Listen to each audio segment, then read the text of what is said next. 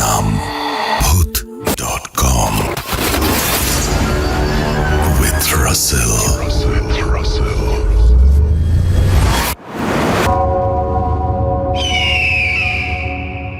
Welcome back. ঘন্টা বাজছে, শুনতে পাচ্ছেন? একটা প্রশ্ন দিয়ে শুরু করি। কেমন ছিল ঘন্টা দিন? প্রশ্ন শুনেই বুঝতে পারছেন কথা হচ্ছে যেহেতু ঘন্টা 3 নিয়ে, তাই ঘন্টা 1 এবং 2ও আছে।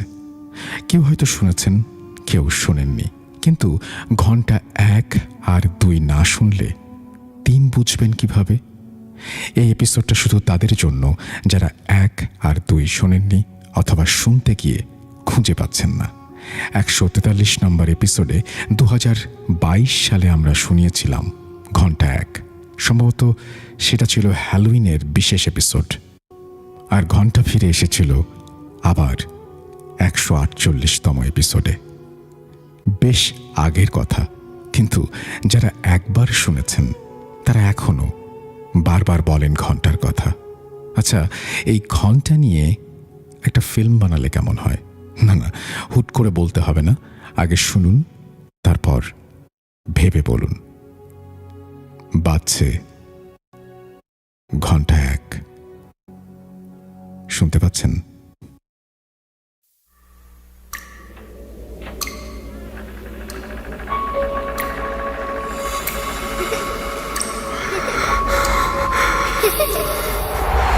লুকোচুরি খেলবে?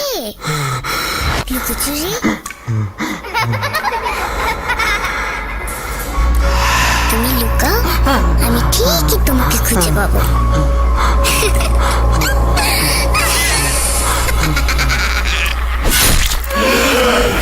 Voot.com with Russell. Breathe. Hold your fear until this Halloween. যেভাবে লেখা আছে আমি সেভাবেই পড়ছি। গ্রামের বৃদ্ধ মানুষরা একটা কথা বলে, বাঘ মরে গেলে হয় কাঠ, আর মানুষ মরে গেলে হয় বাঘ।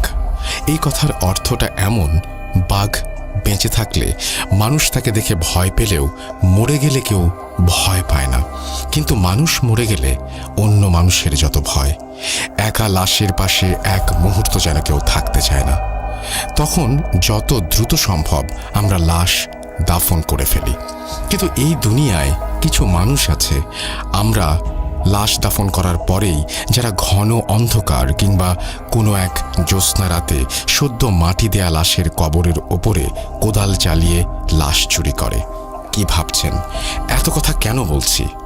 তাহলে মনোযোগ দিন, আজ আমি শেয়ার করব একটা লাশ চুরির ঘটনা।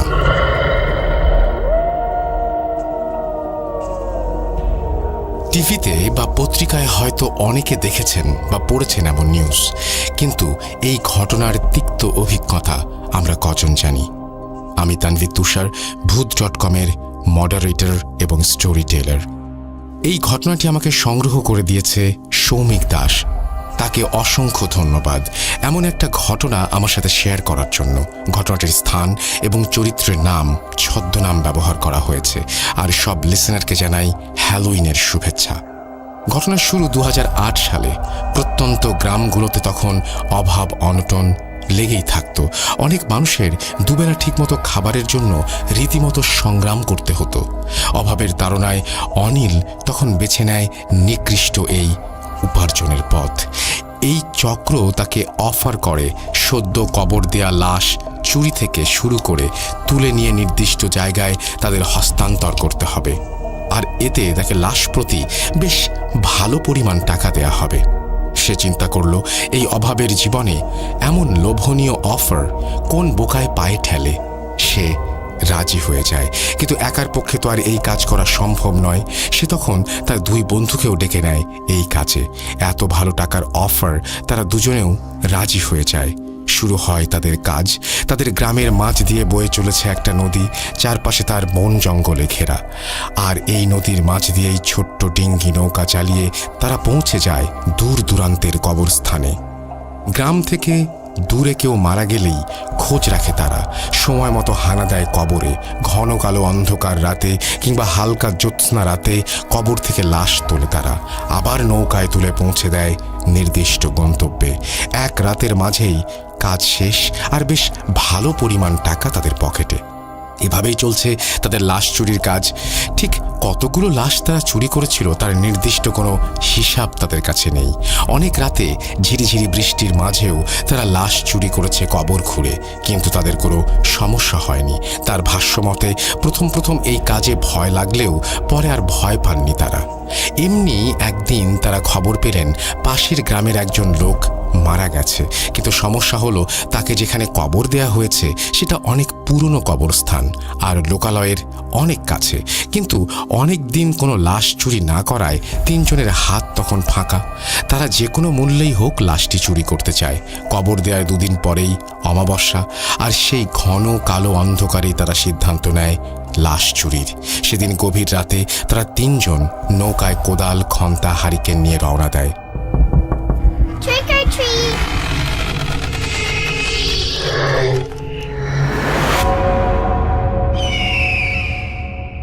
তাদের গ্রাম থেকে নদীপথে প্রায় 30 মিনিটের পথ। ঘন অন্ধকারে তারা হ্যারিকেন ব্যবহার করছে, কারণ এর আলো কম হলেও তার লোকজনের চোখে সহজেই ফাঁকি দেয়া যায়, যেহেতু কবরস্থানটা লোকালয়ের অনেক কাছে। আর তারা যখন কবরস্থানের পাশে পৌঁছে গেল, নৌকা থেকে নেমে দেখল বেশ অনেক বড় বড় গাছ আর বাঁশঝাড় দিয়ে ভরা এই কবরস্থান। তাদের হাতে একটা ছোট্ট টর্চ লাইটও ছিল। অনিল সেটা জ্বালাতেই দেখল গাছগুলো অনেক পুরনো, গায়ে শ্যাওলা পড়ে আছে, জংলি লতায় কোনো কোনো গাছের ডালপালা জড়িয়ে গেছে। চারিদিকে কেমন যেন গা ছমছমে পরিবেশ। অনিল সহ সবাই নেমে নৌকা পাড়ে বেঁধে তারা ঢুকে গেল ঘন অন্ধকারে। চারপাশে ভাঙা কবর আর বাঁশঝাড়, মাঝে 2-1টা করে বিশাল গাছ। কিছু গাছের ডাল একদম নেমে এসেছে মাটির কাছে। তারা হ্যারিকেনের আলো বাড়িয়ে দিল। তার আলোতে গাছের ছায়াগুলো কেমন যেন দৈত্যাকার মনে হচ্ছে। নতুন কবরটা তারা খুঁজে পেল, কিন্তু সেটা একদম ফাঁকা একটা জায়গায়। চারপাশে খুব বেশি গাছপালা নেই। হ্যারিকেনটা পাশে রেখে তারা কবর খুঁড়তে শুরু করে। প্রথমে অনিল কিছুটা খোঁড়ে, এরপরে আরেকজন শুরু করে। অনিল হ্যারিকেনের পাশে বসে দেখছে। হ্যারিকেনের আলোয় কোদালটা বেশ বড় দেখাচ্ছে ছায়াতে। কিছুক্ষণ পরে অনিল উঠে একটু হাঁটতে যায় পাশে। হঠাৎ একটা ভাঙা কবরে তার পা ঢুকে যায়। কবরের মাটি ভেঙে হঠাৎ করে পড়ে গেল সে কবরের মাঝে। ঠিক তারপরেই সে তার পায়ের নিচে একটা শক্ত কিছুর অনুভব করলো। হাড় ভেবে টেনে বের করতে গেল, হাত দিয়ে ধরে দেখলো চাকতির মতো কিছু একটা, আর সেটা বের করে সামনে ধরতেই দেখলো হ্যারিকেনের আলোতে চকচক করে উঠল। সেটি মনে হচ্ছে সোনালি কালারের দামি কোনো ধাতব কিছু, যেটা দেখতে অনেকটা স্কুলের ঘন্টার মতো লাগছে, কিন্তু তার 2টা পার্ট, মনে হচ্ছে 2টা ঘন্টা একসাথে জোড়া লাগানো হয়েছে। জিনিসটা দেখে তার অনেক লোভ হলো। সে ভাবল এত পুরনো কবরে এমন জিনিস নিশ্চয়ই দামি কিছু হবে। সাথে সাথেই লুকিয়ে ফেললো সেটা, যাতে বাকি 2 জন না দেখে। জামার মাঝে করে নিয়ে এসে তার ব্যাগের মাঝে রেখে দিল। এদিকে কবর খোঁড়া প্রায় শেষের দিকে। একপাশের খাড়ালের মাঝে দিয়ে সাদা কাফন দেখা যাচ্ছে। ঠিক তখনই তারা কিছু মানুষের গলার আওয়াজ শুনতে পেল, আর কিছু লাইটের আলো দেখতে পেল তাদের দিকে ছুটে আসতে। বুঝতে বাকি রইল না যে মানুষ টের পেয়েছে কবর খোঁড়ার ব্যাপারটা। ভয়ে 3 জন তাড়াতাড়ি কোদাল আর হ্যারিকেন সব নিয়ে নৌকার দিকে দৌড়াতে শুরু করলো। অনিল হ্যারিকেন নিভায়ে এক হাতে হ্যারিকেন আর আরেক হাতে সেই ব্যাগ নিয়ে দৌড়াতে শুরু করে। কিন্তু হঠাৎ মাঝে এসে অন্ধকারে একটা গাছের ডালের সাথে ধাক্কা খায় আর উল্টে পড়ে যায়। ব্যাগটা হাত থেকে ছিটকে পড়ে যায়। সেই ঘন্টাটা ব্যাগ থেকে নিচে পড়ে যায়। সেই ঘন্টাটা খুঁজে পেল তখন তার স্পর্শে খেয়াল করলো ঘন্টার একটা পার্ট তার হাতে, আর একটা খুলে কোথায় যেন চলে গেছে। এদিকে পেছনে গ্রামের মানুষ আসছে, তার খোঁজার সময় নেই। সে একটা পার্ট হাতড়ে কুড়িয়ে নিয়ে আবার দৌড় দিতে শুরু করলো। তারপরে 3 জন এসে নৌকায় উঠেই নৌকা চালানো শুরু করে দেয়। এ যাত্রায় অল্পের জন্য ধরা পড়তে পড়তে বেঁচে যায়। লোকজন নদীর পাড়ে এসে তাদের খুঁজতে থাকে, কিন্তু ততক্ষণে তার নৌকা নিয়ে তারা হারিয়ে গেছে। যেখানে লাশ নিয়ে আসার কথা সেখানে গিয়ে বিস্তারিত সব জানিয়ে তারা যখন বাড়ি ফিরে আসলো তখন ভোর হতে চলেছে। অনিল তার ঘরে সেই ব্যাগটা ঘরের একটা কোণে বাঁশের খুঁটির সাথে আটকে দিল। এইভাবে ব্যাগটা একটা লোহার সাথে ঝুলিয়ে রেখে সে ঘুমিয়ে পড়ল। সকালে ঘুম ভাঙল তার মায়ের চিৎকারে। বাইরে বের হয়ে দেখে তার মা দাঁড়িয়ে আছে এবং তাকে বলছে, সারা রাত কি করছিস বলতো? অনিল অবাক হয়ে মার দিকে তাকিয়ে থাকে। মা কি সবকিছু জানতে পারলো? সে আমতা আমতা করে কিছু একটা বলতে যাবে, এর মাঝেই মা বলে উঠল, সারা রাত ধরে ঘরে বসে ঘন্টা বাজিয়েছিস, তার শব্দে তো ঘুম হলো না। অনিল কিছুটা অবাক হয় মায়ের কথা শুনে। সে কেন ঘন্টা বাজাবে? সে এসে আরাম করে ঘুমিয়ে গেছে। পরের দিন অনিলের ঘুম ভাঙে আবার তার মায়ের ডাকে। সে ঘুম থেকে উঠে বাইরে বের হয়ে দেখে তার মায়ের সাথে আরও কিছু প্রতিবেশী এসে জড়ো হয়েছে। তাদের সবার এক অভিযোগ, রাতভর এই ঘন্টা বাজানোর শব্দে তারা ভালো করে ঘুমোতে পারেনি। সবাই প্রচণ্ড রেগে যায় অনিলের ওপরে। কি হচ্ছে রাতে কিছুই বুঝতে পারে না সে।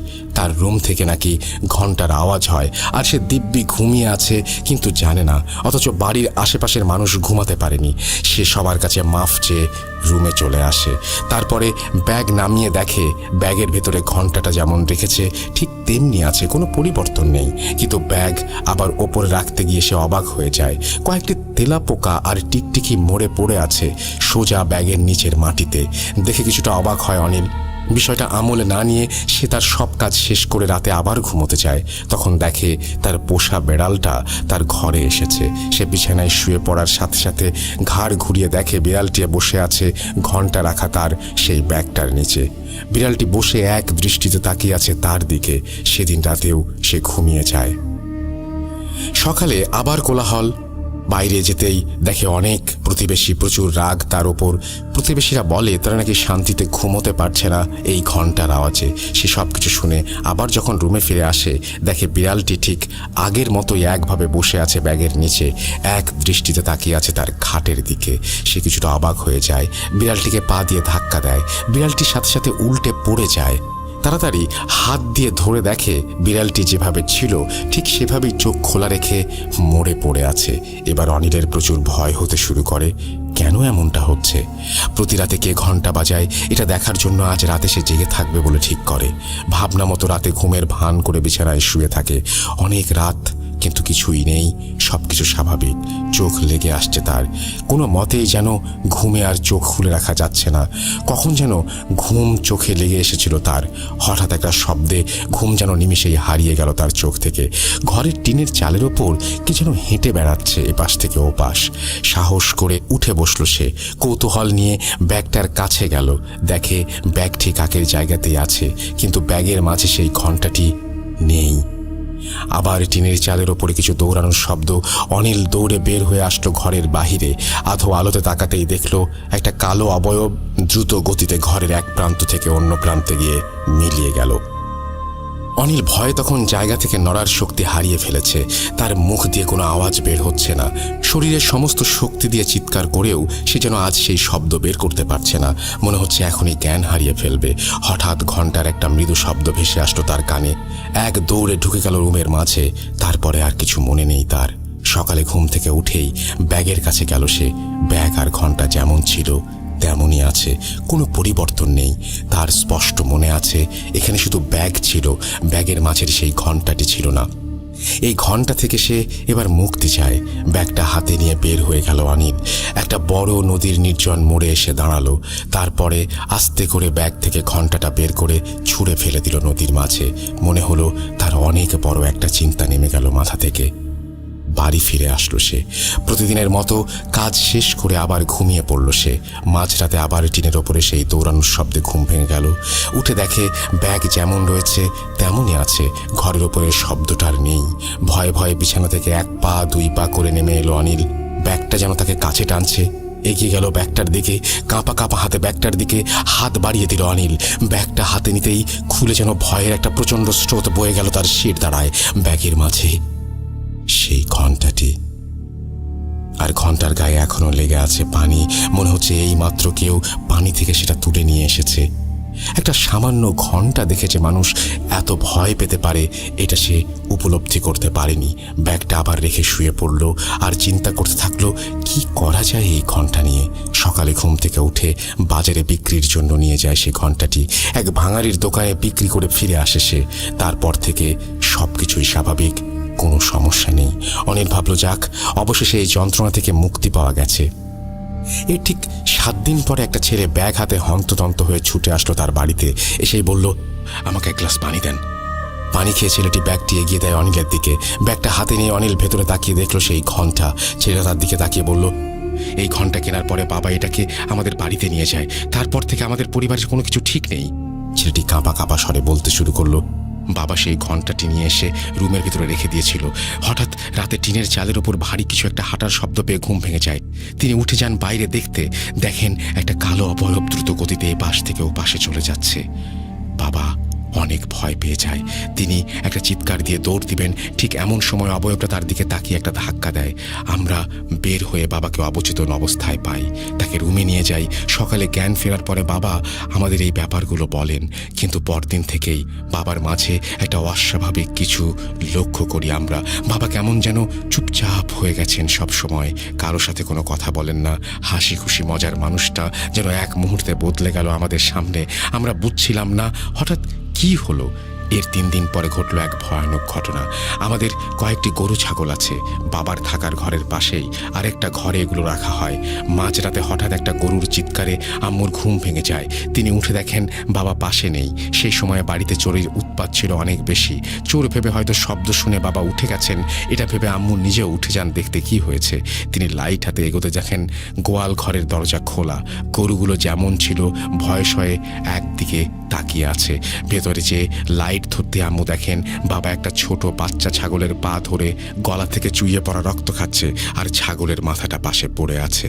ছাগলের মাথাটা ছিঁড়ে পড়ে থাকা দেখে মনে হচ্ছে কেউ মুচড়ে সেটাকে টেনে ছিঁড়ে ফেলেছে। বাবার মুখে তাজা রক্ত লেগে আছে। আম্মু লাইট ধরতেই তিনি আম্মুর দিকে তাকিয়ে একটা হাসি দিয়ে অনেক ভারী কণ্ঠে বলেন, ঘন্টা ফিরে এসেছে, ঘন্টা ফিরে এসেছে, কেউ বাঁচবি না, ঘন্টা আবার ফিরে এসেছে। এরপরে আম্মু একটা চিৎকার দিয়ে জ্ঞান হারিয়ে ফেলেন। আমরা দৌড়ে বের হতে গিয়ে দেখি এই অবস্থা। আম্মুকে ধরে রুমে নিয়ে আসি, আর বাবাকেও কয়েকজন ধরে রুমের দিকে নিয়ে আসি। তার এই অবস্থা, যে শরীরে এত শক্তি, আমরা কজন মিলেও তাকে আটকাতে পারছিলাম না। অনেক কষ্টে তাকে রুমে আনা হয়। তিনি ঘুমিয়ে যান, আর ঘুম থেকে উঠলেই পাশে যেই থাক তার হাত বা পায়ে কামড় দিয়ে রক্ত খাওয়ার চেষ্টা করেন আর বলেন, ঘন্টা ফিরে এসেছে। পরে আমরা বাধ্য হয়েই তাকে খাটের সাথে বেঁধে রাখি। কিন্তু সকাল হলেই সব কিছু স্বাভাবিক। তিনি যে রাতে এত কিছু করেছেন তার কোনো কিছুই তিনি মনে করতে পারেন না, এমনকি বিশ্বাসও করেন না। পরের দিন রাতে আমার আম্মুর চিৎকার, আর দৌড়ে আমরা রুমে গিয়ে দেখি দরজা খোলা, বাবা নেই। আমরা লাইট নিয়ে বাবাকে খুঁজতে বের হই। বাড়ির আশেপাশে খুঁজে দেখি বাবা একটা জঙ্গলের মাঝে দিয়ে এদিক ওদিক দৌড়াচ্ছেন। আমাদের দেখে আবার দৌড় দেন। অনেক কষ্টে তাকে ধরে নিয়ে আসি। সে এসেই খাবার চায়, আর এত বেশি পরিমাণে খাওয়া শুরু করে যেটা অনেক অস্বাভাবিক। আমরা আবার তাকে বাধ্য হয়ে বেঁধে রাখি। এরপরে আমি সেই ঘন্টার ব্যাগটা নিয়ে আমার রুমে রেখে দেই। আমিও রাতে টিনের ওপরে কিছু দৌড়াদৌড়ির শব্দ পাই, আর মৃদু একটা ঘন্টা বাজানোর শব্দ পাই। এরপরে সকালে বাবার আবার রাতে কিছুই মনে নেই, সব ঠিক, তিনিও স্বাভাবিক। বুঝলাম এই ঘন্টাটাই যত সমস্যা। বাবার কাছ থেকে আপনার ঠিকানা শুনে আমি নিয়ে আসলাম এটা। আপনি এই ঘন্টা রেখে দেন, টাকা ফেরত দিতে হবে না, তবুও এই ঘন্টা আপনার কাছেই রেখে দেন। এই কথাগুলো বলে ছেলেটি ঘন্টাটা অনিলের হাতে দিয়ে চলে যায়। অনিল খুব চিন্তায় পড়ে যায়, এই ঘন্টা নিয়ে এখন সে কি করবে, কিভাবে মুক্তি পাবে এই অভিশপ্ত ঘন্টা থেকে। অনিল ঘন্টাটা অন্য একটা ফাঁকা ঘরে রেখে দেয়। 3 দিন পরে আরও একটা লাশ তোলার কাজ পায় সে। অনেক দিন ধরে বেকার বসে আছে, হাতে টাকা পয়সাও নেই, তাই আবার ঝুঁকিটা নেয়। যেই ভাবা সেই কাজ। সে সাথে দুজনকে বলে আজ রাতে তারা এই গ্রামে যাবে নতুন একটা কবর খুঁড়তে। তার সাথের লোকগুলো তখন রাজি হয়ে যায়। মাঝরাতে কথা মতো কবর খোঁড়ার সরঞ্জাম নিয়ে নদীর পাড়ে হাজির হয় অনিল। দূর থেকেই দেখতে পায় তার সাথের দুজন দাঁড়িয়ে আছে নৌকার পাশে। অনিল আসে এবং ব্যাগটা নৌকায় রেখে নৌকায় ওঠে আর বৈঠা নিয়ে বসে পড়ে মাথায়। অপর দুজন কাদা থেকে নৌকা ধাক্কা দিয়ে পানিতে নামিয়ে সামনে বসে পড়ে। মাথার ওপরে পূর্ণ চাঁদের আলো নদীর পানির ছোট ছোট ঢেউতে পড়ে যেন চকচক করছে। জ্যোৎস্নার আলোয় যেন ভেসে যাচ্ছে চারপাশ। অনিলের সাথে থাকা দুজন লোক কাজে যাওয়ার সময় প্রচুর কথা বলে, কিন্তু আজ তারা একদম চুপচাপ। নদীতে বৈঠার শব্দ আর পাড়ে ঝিঝি পোকার ডাক ছাড়া যেন আর কিছুই শোনা যাচ্ছে না। নীরবতা ভেঙে অনিল কথা বলতে শুরু করলো। কিরে, তোরা দুজন নৌকা একেবারে সামনে যেয়ে চুপচাপ বসে আছিস কেন? তোরা আজ কোনো কথাই বলিস না। তাদের একজন শুধু বলে, ভালো করে নৌকা চালা। অনিলের কেমন যেন লাগে ব্যাপারটা। তারা আজ তার দিকে তাকিয়েও কথা বলছে না। এমনিতে কাজে গেলে তারা প্রচুর আড্ডা দেয়, অনেক কথা বলে, কিন্তু আজ যেন সবকিছুই অন্যরকম। জ্যোৎস্নার আলোয় ভেসে ভেসে চলেছে নৌকা। একটু দূরেই একটা জমজমাট ঘন কালো অন্ধকার দেখা যাচ্ছে। জ্যোৎস্নার এই অবারিত আলো যেন উজ্জ্বল করে উঠতে পারেনি সেই জায়গার একটা কোণা। অনিল নৌকার মাথা ঘুরিয়ে সেই জমাট বাঁধা অন্ধকারের দিকে নৌকা নিয়ে গেল। কাছে যেতেই আবছা আলোয় দৃশ্যমান একটা বাঁশঝাড়ের নিচে নৌকা থামিয়ে নেমে পড়ল তারা। নৌকাটাকে একটা বাঁশের সাথে বেঁধে নেমে সেই বাঁশঝাড় পেরোতেই দেখতে পেল ফাঁকা বিশাল একটা মাঠ। দেখে মনে হচ্ছে ফসলি জমি, কিন্তু এই মুহূর্তে কোনো ফসল নেই। দ্রুত গতিতে তারা হেঁটে চলেছে সামনের দিকে। জ্যোৎস্নার আলোয় সামনে একটু একটু করে যেন অন্ধকার মিলিয়ে সব দৃষ্টিগোচর হচ্ছে অনিলের কাছে। ওই যে একটু দূরে দেখা যাচ্ছে আরও বাঁশের সারি, আর সেখানেই রয়েছে একটা কবরস্থান, যাতে সদ্য কবর দেয়া একটা লাশ রয়েছে। কবরস্থানে যাওয়ার পরেই হ্যারিকেন জ্বালিয়ে দিতে যায় অনিল, কিন্তু সাথে থাকা দুজন লোকের একজন তাকে বলে, এবার আর হ্যারিকেন জ্বালানোর দরকার নেই, চাঁদের আলোতেই তো অনেক ভালো দেখা যাচ্ছে। অনিল দেখল অন্ধকারে একটু তাকিয়ে থাকলেই চোখ সয়ে যাচ্ছে, ফলে মোটামুটি ভালোই দেখা যাচ্ছে। আর বাঁশ ও গাছের ফাঁক দিয়ে আসা চাঁদের আলোর রেখায় তা স্পষ্ট হয়ে উঠছে। অনিল ভাবল লাশ তোলার সময় হ্যারিকেন জ্বালিয়ে দেবে। কাঁধের কোদাল নিয়ে কবরটার দিকে এগিয়ে যায় অনিল। কবরের এক মাথা থেকে কোদাল চালাতে শুরু করে। কবরের ঝুরঝুরে মাটিতে কোদাল চালিয়ে সরিয়ে দিচ্ছে অনিল। একটু পরেই এক পাশে বাঁশের চাটাই বের হয়ে আসলো। অনিলের গা ঘেমে তখন টপ টপ করে পানি পড়ছে। কোদালটা কবরের পাশে রেখে আরেকজনকে ঘুরতে বলে ঘাম মুছতে লাগলো অনিল। এরপরে একটু দূরে চলে গেল সে। গাছ আর বাঁশঝাড়ের জন্য গ্রামের দিকের আলো কিছুই দেখা যায় না, তাই অনিল কবরস্থান থেকে বের হয়ে একটু সাইডে আসলো দেখতে দূরে গ্রামের দিকে কোনো আলো দেখা যায় কিনা। গ্রামের দিকে ঘন অন্ধকার, কিছুই দেখা যাচ্ছে না। একটা মাটির মেঠো পথ চলে গেছে ফসলের জমির মাঝ দিয়ে। রাস্তার দুপাশে গাছের সারি, চাঁদের আলোয় যেন ভয়ঙ্কর দেখা যাচ্ছে চারপাশ। ঘামা শরীরে ঠান্ডা একটা শিরশিরে বাতাস এসে লাগতে থাকলো অনিলের গায়ে। আরামে কিছু সময় বসে রইল সেখানে একটা গাছের নিচে। বেশ কিছু সময় পরে উঠে কবরের দিকে চলে গেল অনিল। জঙ্গলের মাঝে ঢুকে আবছা আলোয় অনিল দেখল কবর খোঁড়া শেষ। কাফন করা লাশটাও দেখা যাচ্ছে ওপরে। চাঁদের আলোয় লাশের গায়ের নতুন কাফনের কাপড়টা যেন চকচক করে উঠছে। লাশের কাফনের ওপরে যেন তার সাথে আসা দুজন উপুর হয়ে কাফনের মাঝে কিছু একটা খুঁজছে বলে মনে হলো। অনিল একটু দূরে থাকা ব্যাগের কাছে গিয়ে হ্যারিকেনটা জ্বালিয়ে দিল।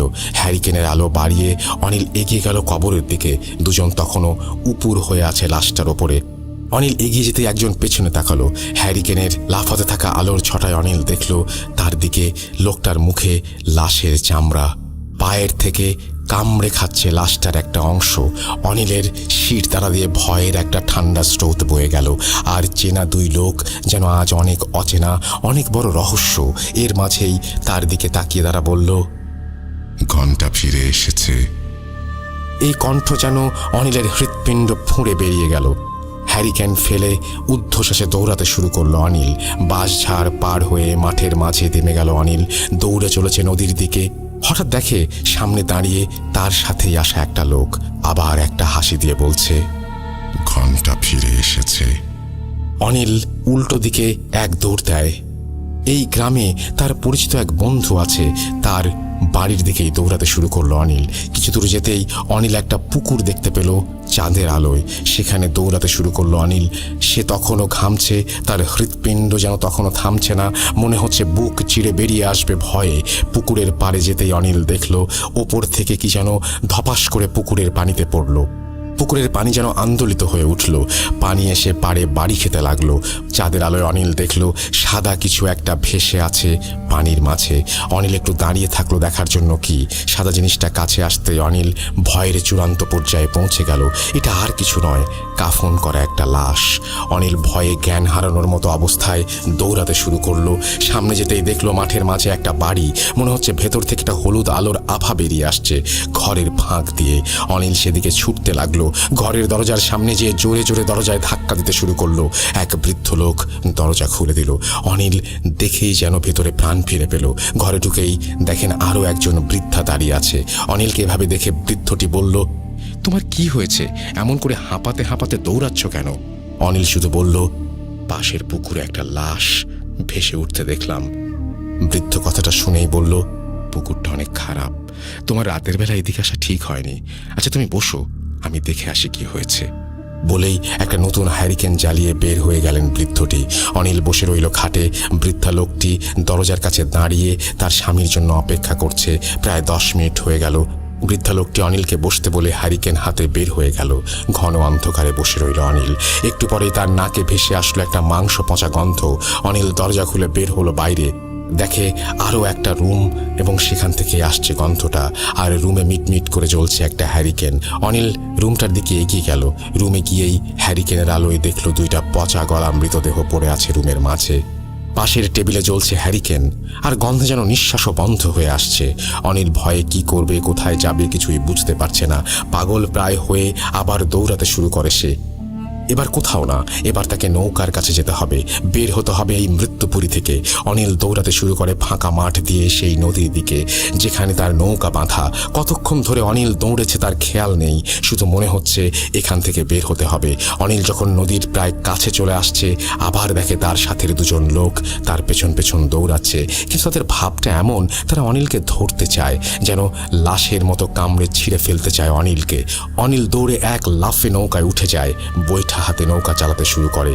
পার থেকে একটু দূরে নৌকাটা নিতেই তার খেয়াল হলো অনেক বড় একটা ভুল করেছে সে।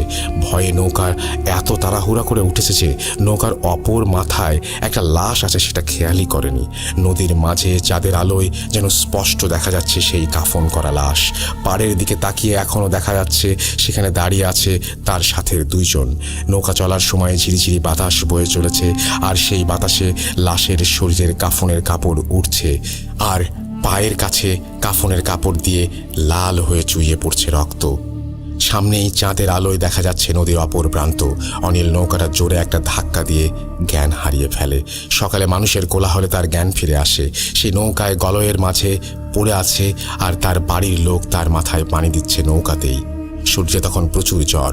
জ্ঞান ফিরে আসার পরে অনিল জানতে পারে এদিকে তার থেকে ঘন্টা কিনে নেওয়া সেই লোকটি গত রাতে নিখোঁজ ছিল, আর সকালে তার লাশ পাওয়া যায় অনিলের বাড়ির পাশের একটা খড়ের গাদার পেছনে।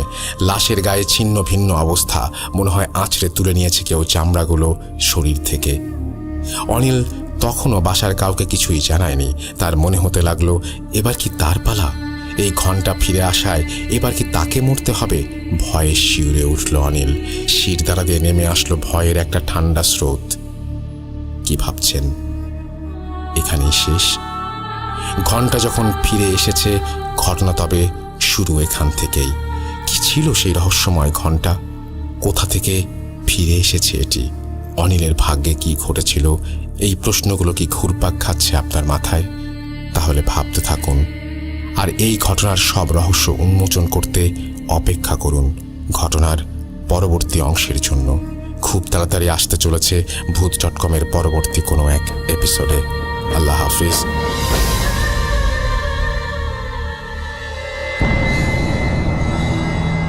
ঘটনাটি পাঠিয়েছেন Tanvir Tushar. Thank you so much Tanvir Tushar আপনার এই চমৎকার স্টোরিটির জন্য। You are a very good story teller, এবং আমি আপনার ঘটনা অসম্ভব রকমের পছন্দ করি, এবং আজকেও তার ব্যতিক্রম নয়। যারা শুনছিলেন তারাও পাঠিয়ে দিন russell.booth.com@gmail.com এই অ্যাড্রেসে আপনার ঘটনাগুলো। আমরা চলে যাব আমাদের পরবর্তী ঘটনায়।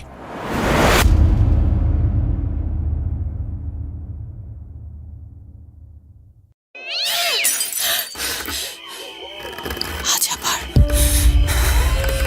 শুনতে পাচ্ছেন শব্দটা? ভয়ের আরেক নাম ভূত।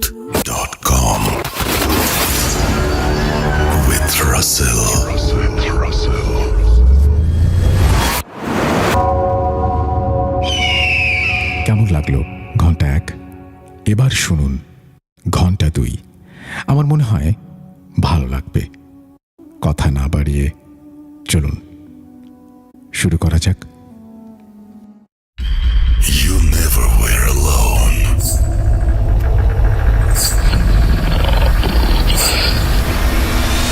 Juju আসছে। You are not alone. আমি শুধু তোমার সাথেই থাকতে চাই। Not alone. লুকোচুরি খেলবে? লুকোচুরি? You will never be alone.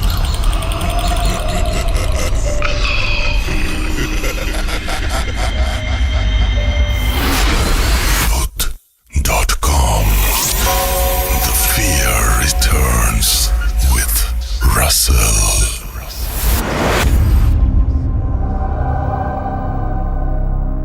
কেমন হয় যদি আজকে ফিরে আসে সেই ঘন্টা?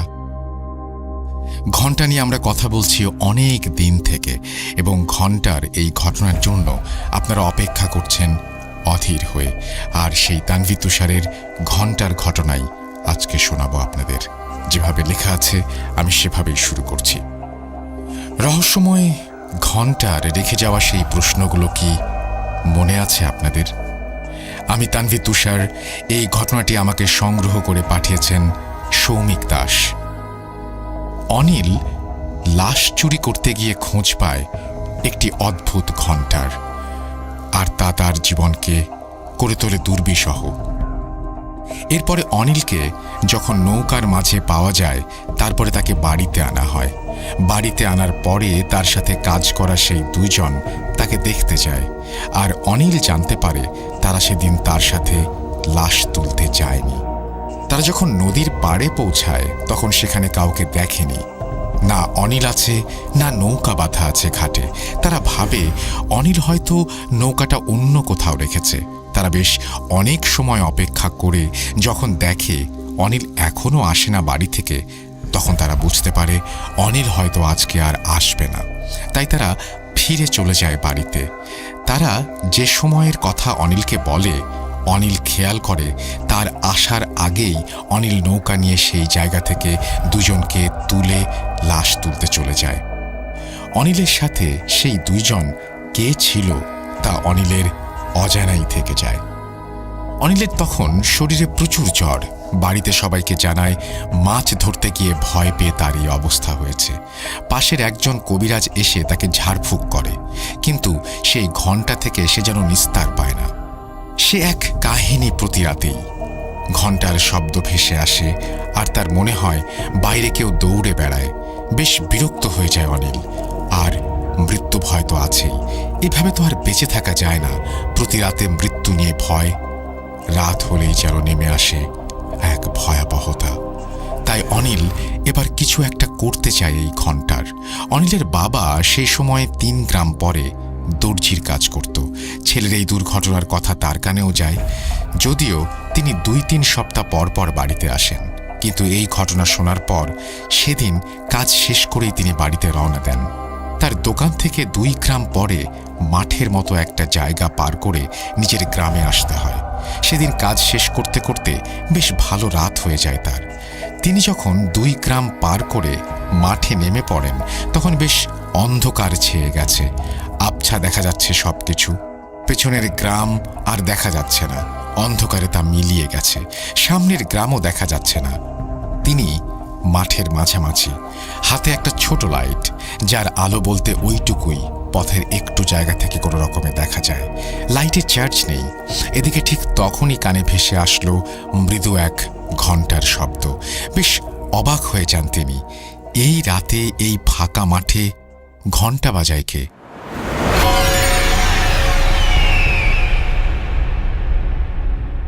অল্প আলোয় লাইটটা চারপাশে ঘুরিয়ে দেখলেন তিনি। কিছুই দেখা গেল না। আরও একটু জোরে হাঁটা শুরু করলেন তিনি।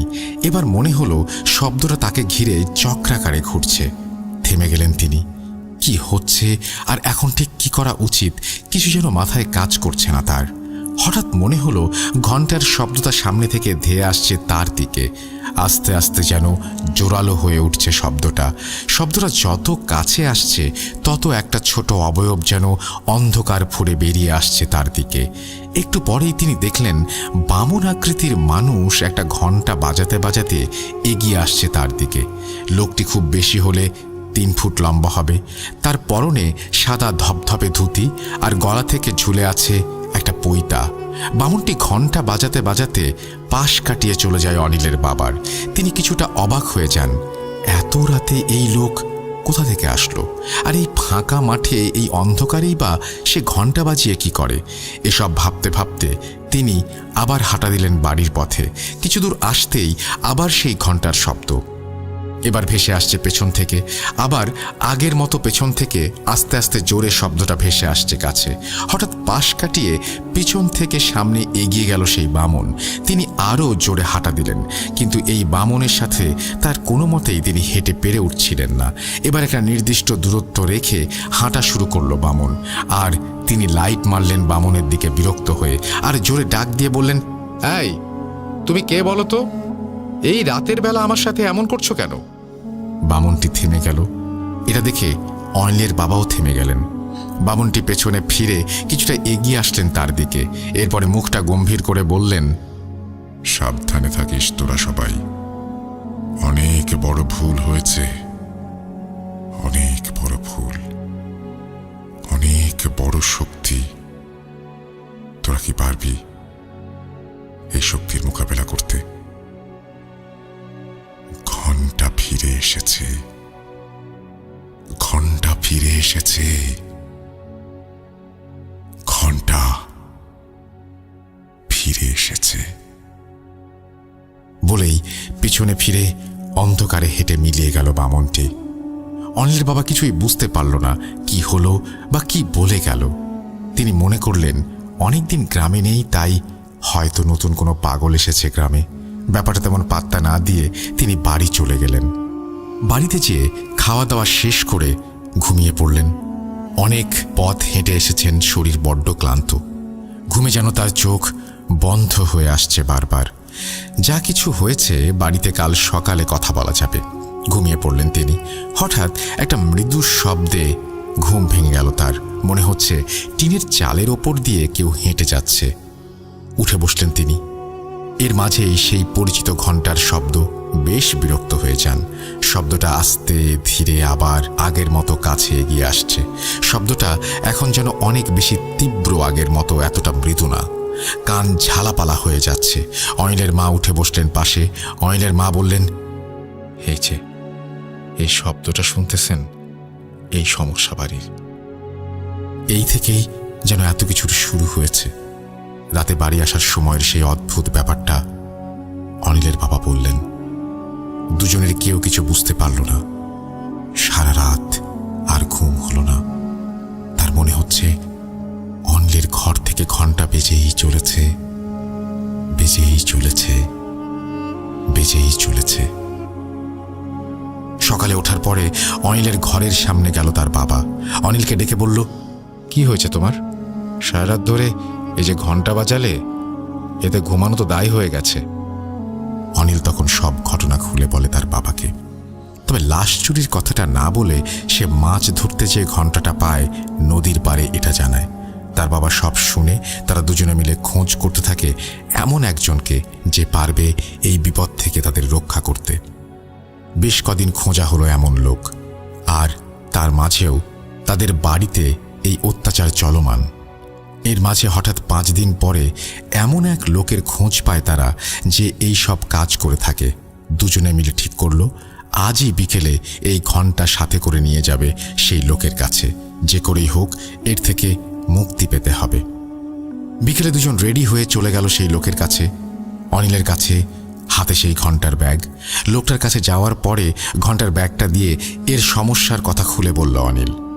লোকটি তাদের আশ্বস্ত করল এই সমস্যা ঠিক করে দেবেন তিনি। তারপরে তিনি ঘণ্টাটা নিজের কাছে রেখে দিলেন আর বললেন, আমি খবর দিলে আসবেন। বাড়ি এসে অনিলের বাবা আবার কাজে চলে যায়।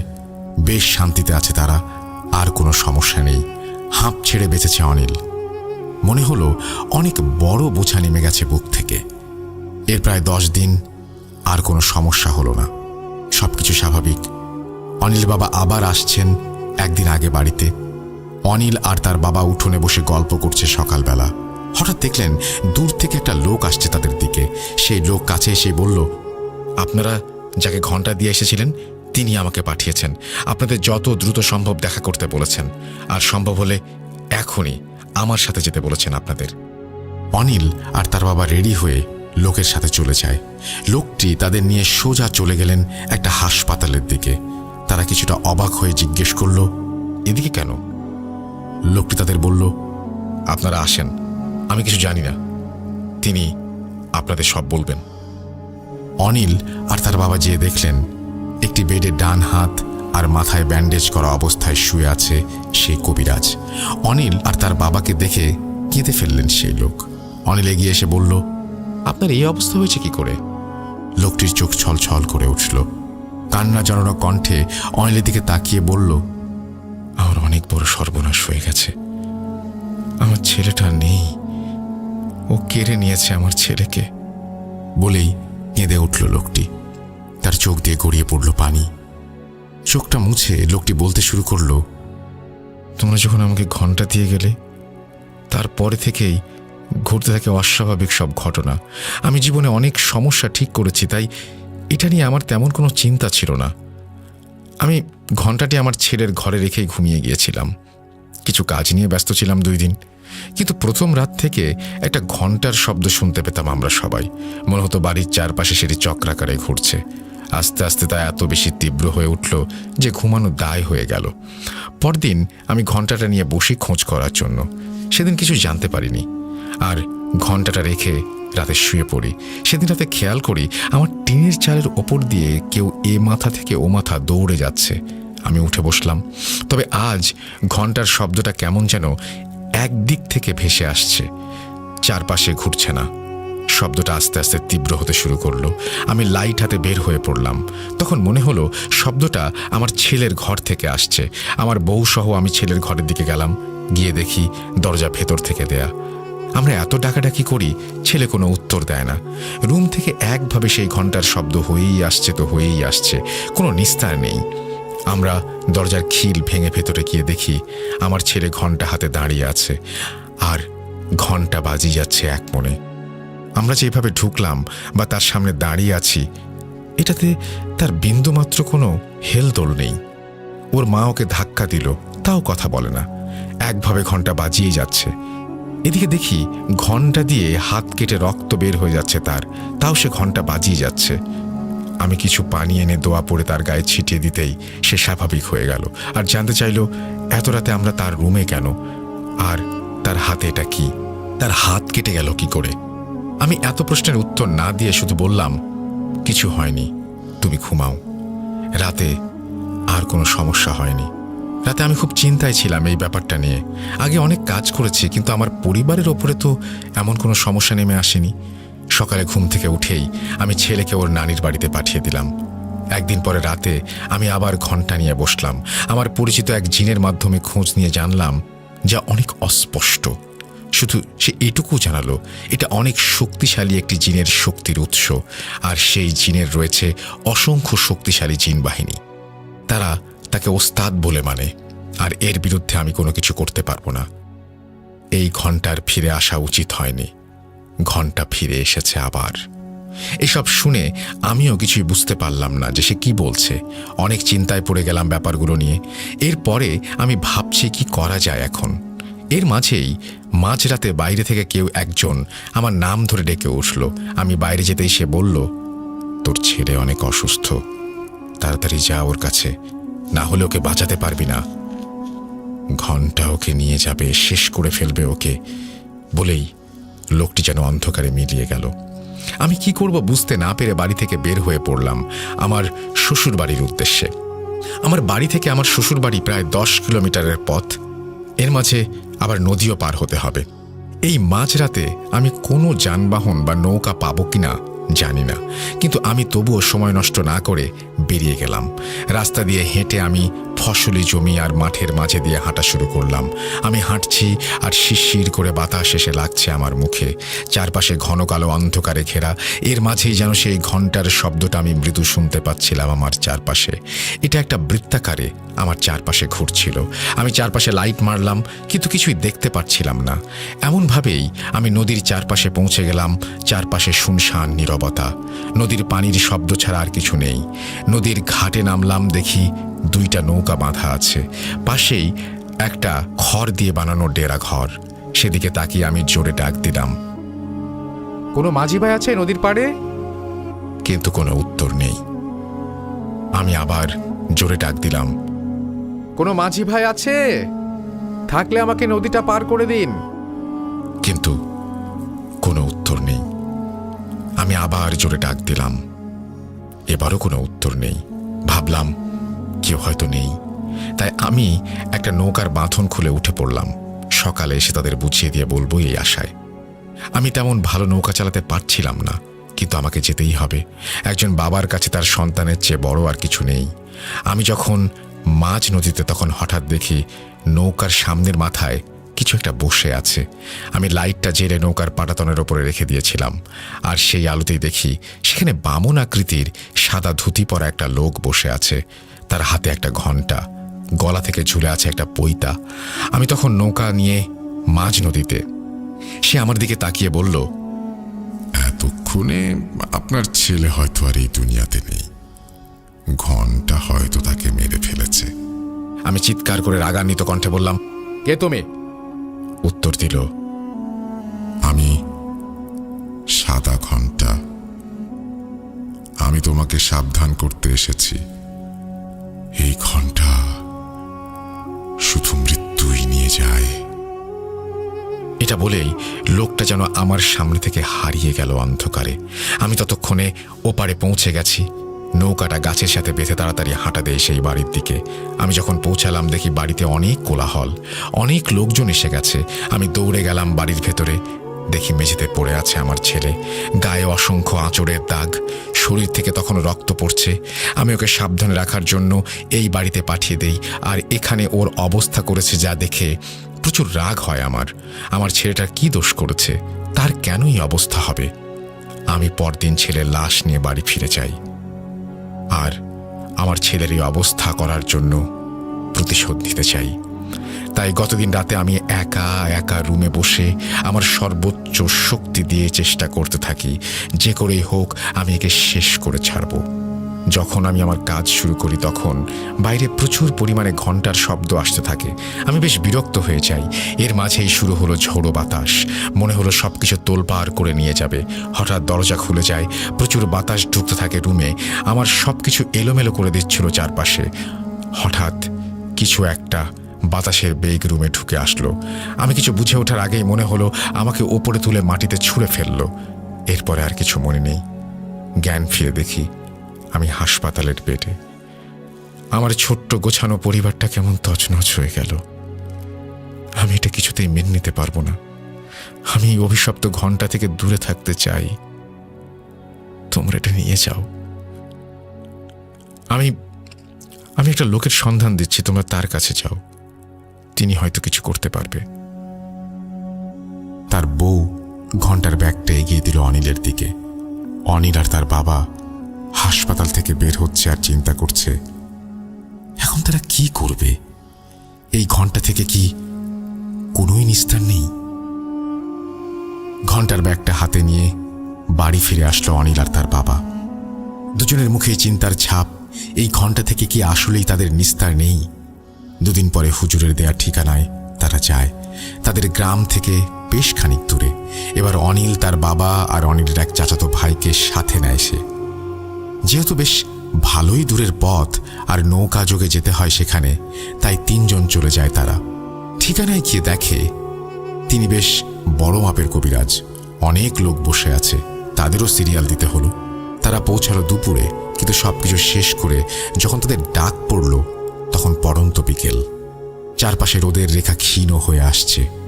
তারা যখন কবিরাজের কাছে সেই ঘণ্টা দেয়, কবিরাজ তা দেখে নিয়ে আগে সব শুনে নেয়।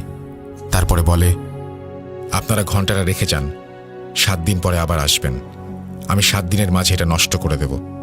তারা যখন উঠে চলে আসবে ঠিক তখনই কবিরাজ পেছন থেকে ডাক দেন আর বলেন, এখন তো প্রায় সন্ধ্যা, আর তোমাদের বাড়ি যেতে রাত হয়ে যাবে। যদিও ভালো বাইরে চাঁদের আলো, তারপরেও এই নাও, এটা হাতে বেঁধে নাও। এই বলে কবিরাজ তাদের 3 জনের দিকে 3টা তাবিজ এগিয়ে দিলেন।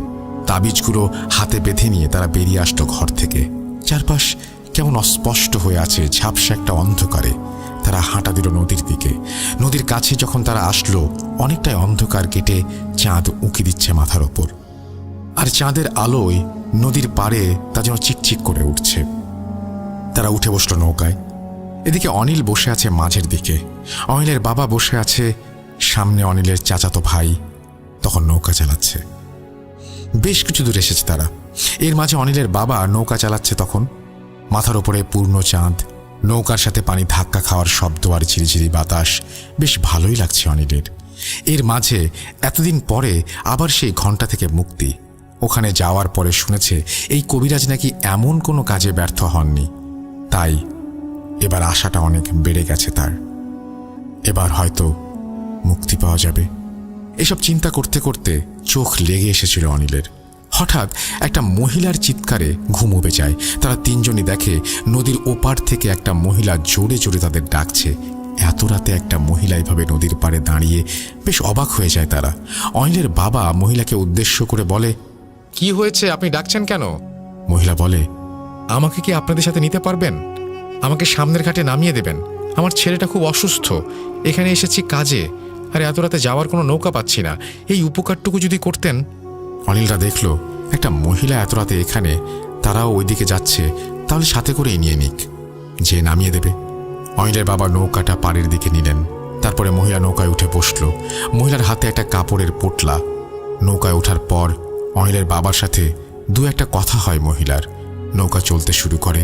সবাই চুপ, চারপাশে শব্দ ছাড়া আর কিছুই নেই। অন্যরকম নীরবতা চারপাশে। মহিলাটি নৌকার একপাশে ডান হাতের কয়েকটি আঙুল দিয়েছে পানিতে। হঠাৎ অনিলের চাচাতো ভাইয়ের চিৎকার, চাচা, সামনেটা কি ভেসে আসছে? অনিলের বাবা তাকিয়ে দেখেন সামনে সাদা কাপড়ের মতো কিছু একটা ভেসে আসছে তাদের দিকে। অনিলের বাবা নৌকাটা কোনোভাবেই যেন এদিকে সরিয়ে নিতে পারছেন না। ভয়ে তার মুখ ফ্যাকাশে হয়ে গেছে। অনিল তখন বাবার সাথে ধরে বৈঠা দিয়ে সর্বোচ্চ চেষ্টা করে নৌকাটি অন্যদিকে নিতে, কিন্তু শেষ পর্যন্ত তার নৌকাটা আর সরাতে পারল না। ততক্ষণে সামনে আসা সেই সাদা বস্তুটা আরও কাছে চলে এসেছে ভাসতে ভাসতে। কাছে আসতেই স্পষ্ট হয়ে গেল এটা আর কিছু নয়, এটা একটা কাফনে মোড়া লাশ। আর সেটা অনিলের ভয় আরও বাড়িয়ে দেয় কয়েক গুণ, কারণ এই লাশ তার চেনা। পুকুরের মাঝে ঠিক এই লাশটাই ভাসতে দেখেছিল সে, আর এই লাশটাই তো নৌকায় করে নিয়ে চলেছে অনিল। তাহলে কি আবার সেই ঘন্টার কোনো প্রভাবে আটকে গেল তারা? এটা ভাবতেই লাশটা জোরে এসে ধাক্কা দিল নৌকায়। নৌকা ভালো করে ধরে কোনো মতে তারা তাল সামলে নিল। লাশটি ধাক্কা দিয়ে নৌকার এক পাশ দিয়ে ভেসে চলে গেল পেছনের দিকে। কিন্তু এবার তারা 3 জন খেয়াল করল নৌকায় সেই মহিলাটি কোথায়। শুধু কাপড়ের পোটলা পড়ে আছে নৌকার মাঝের পাটাতনে, কিন্তু সেই মহিলাটি তো নেই। অনিলের বাবা বলল, দেখো তো সে পানিতে পড়ে গেল কিনা। এসব করতে করতেই হঠাৎ কাপড়ের সেই পোটলাটি নড়ে উঠল। একটা খসখসে আওয়াজে সবাই তাকালো পোটলার দেখে। হঠাৎ তাদের চোখের সামনেই পোটলা খুলে বেরিয়ে আসলো একটা 4 বছরের শিশু। তার চেহারা এত বিভৎস, দেখার মতো না। শরীরের বিভিন্ন অংশে কাটাছেঁড়া দাগ, রক্ত পড়ছে সেখান থেকে। সেই রক্তে ভিজে যাচ্ছে নৌকার পাটাতন। ছোট ছেলেটি নৌকার ওপরে লাফাতে শুরু করে। ছেলেটি শরীর থেকে রক্ত ছিটে এসে লাগলো তাদের শরীরে। এমন অবস্থা যে নৌকার উপরে আর থাকা যাচ্ছে না। অনিলের বাবা তাড়াতাড়ি নৌকাটা পাড়ের দিকে নিলেন। এরপরে সবাই নৌকা থেকে লাফ দিয়ে মাটিতে নেমে পড়ল। মাটিতে নামার সাথে সাথে অনিল বুঝতে পারল কি ভুল করেছে তারা। অনিল তো এখানেই এসেছিল লাশ চুরি করতে, সামনেই তো সেই মাঠ। কিন্তু ততক্ষণে আর কিছু করার নেই। অনিলের বাবা আর ভাই দৌড়ে কোথায় যেন হারিয়ে গেছে। অনিল জোরে জোরে তার বাবাকে ডাকতে লাগলো আর দৌড়াতে শুরু করে দিল। সামনের একটা গাছের সারির পাশে দৌড়াচ্ছে অনিল। হঠাৎ অনিল দেখে তার বাম পাশের গাছের সারির ওপাশ দিয়ে অনেক বড় বিশালাকার ধূসর একটি মানুষের মতো অবয়ব দৌড়াচ্ছে, আর তার কাঁধে বসে আছে একটা কালো কুচকুচে বামন আকৃতির লোক। তার হাতে একটা ঘণ্টা, আর সে সেই ঘণ্টাটি বাজাচ্ছে। আর বিশাল সেই অবয়বটি অনিলের সাথে দৌড়ে যাচ্ছে সমান তালে। অনিল ভয়ে হাত পা নাড়াতে পারছে না। সে চিৎকার করে ডাকতে শুরু করলো, বাবা কই তোমরা? আমাকে বাঁচাও এই ঘন্টার হাত থেকে, আমাকে বাঁচাও। কিন্তু সেই চিৎকার যেন আজ কারো কানেই যাচ্ছে না, কেউ নেই কোথাও। অনিল ভাবতে শুরু করলো, তবে এটা কি শেষ? এভাবে কি তার জীবনের প্রদীপ নিভে যাবে?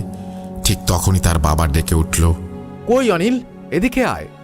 সেই ডাকের উৎস ধরে দৌড়াতে লাগলো অনিল। সামনে সেই চেনা পুকুর, পাশের অবয়বটা আর নেই। অনিল পুকুর পার হতেই দেখল তার ভাই আর বাবা দাঁড়িয়ে আছে আগের সেই জায়গায়, সেই বাড়িটার কাছে। অনিল কাছে যেতেই দেখে হারিকেন হাতে দাঁড়িয়ে আছে সেই বৃদ্ধ আর বৃদ্ধা লোকটি। অনিল যেই তার বাবার হাত ধরে বলল, এ তোমরা কোথায় দাঁড়িয়ে আছো? এরা কেউ তোমাদের সাহায্য করবে না, এরা কেউ মানুষ নয়। অনিলের বাবা অনিলকে ধমক দিয়ে বলে, জলজ্যান্ত মানুষ সামনে দাঁড়িয়ে আছে, তুই বলছিস এরা মানুষ না? কি বকছিস? বৃদ্ধ লোকটি অনিলের বাবার দিকে তাকিয়ে বলে, ও ঠিক বলেছে, অনেক বছর আগে মরে গেছি আমরা।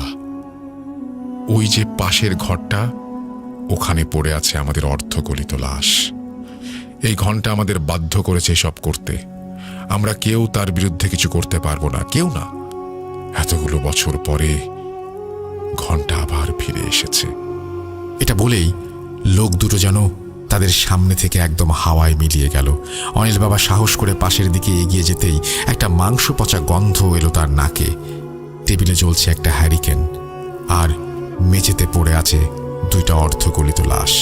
অনিল বাবা তাদের কাছে এসেই দুজনের হাত চেপে ধরে বলল, আর এক মুহূর্ত এখানে না, নৌকায় করে চল। তিনজন হাত ধরে দৌড় দেয় নৌকার দিকে। পেছন থেকে ভেসে আসছে ঘন্টার শব্দ, আর পেছনে তাকানো যাবে না।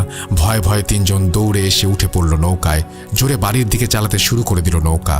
তারা যখন বাড়ির ঘাটে এসে পৌঁছালো, তখন চারপাশে দিনের আলোর আভা ফুটে উঠেছে। পূর্ব দিক থেকে দেখা যাচ্ছে একটা লাল আভা। ক্লান্ত তিনজন তখন নৌকা থেকে নেমে হাঁটা দিল বাড়ির দিকে। বাড়িতে আসার পরে অনিল তার বাবা আর চাচাতো ভাইকে বলল, নৌকা থেকে নেমেই তোমরা কোথায় হারিয়ে গিয়েছিলে? আমি এত খুঁজলাম, ডাকলাম, কোনো সারা শব্দ নেই।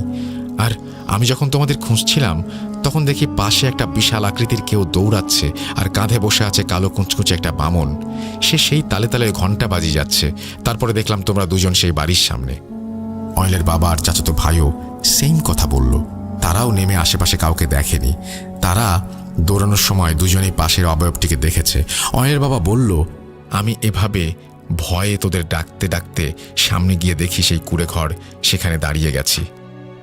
এরপরে অনিলের চাচাতো ভাই বলে, আমিও সেই ঘর আর চাচা দাঁড়িয়ে আছে দেখে দাঁড়িয়ে গেছি।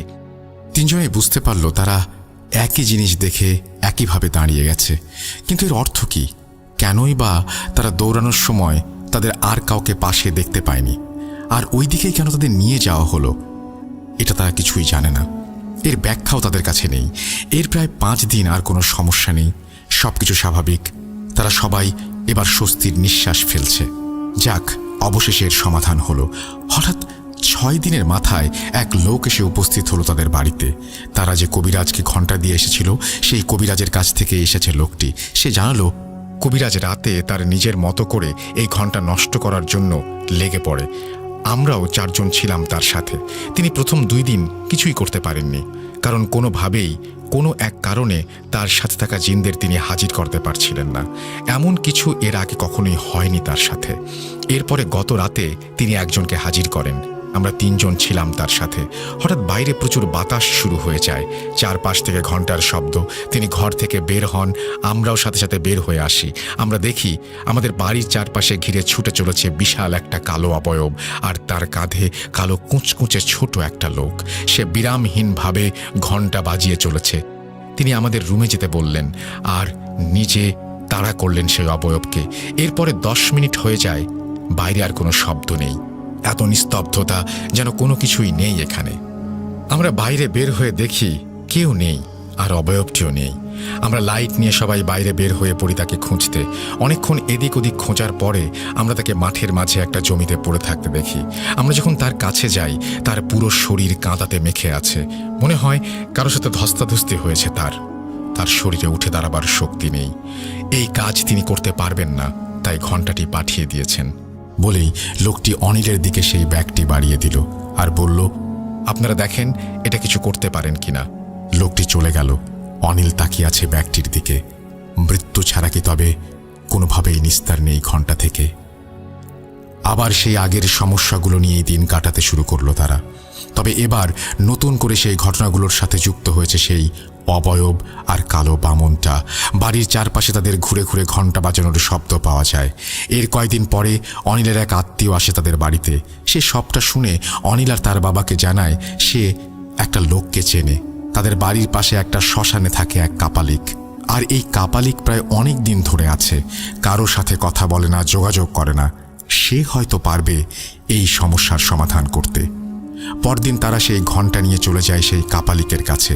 কাপালিক ঘণ্টাটি দেখেই আঁতকে উঠে ভয়ে বলতে থাকে, এটা এখনই নিয়ে যান এখান থেকে। এটা নিয়ে আমার কাছে এসো না, আমি এটার কিছু করতে পারবো না। এটার কিছু করতে যাওয়া মানেই হলো নিজের মৃত্যু ডেকে আনা। তাড়াতাড়ি যাও, যাও এখান থেকে, বিদায় হও, বিদায় হও তোমরা। অনিল আর তার বাবা প্রায় কাঁদো কাঁদো গলায় কাপালিকের কাছে বসে পড়ে।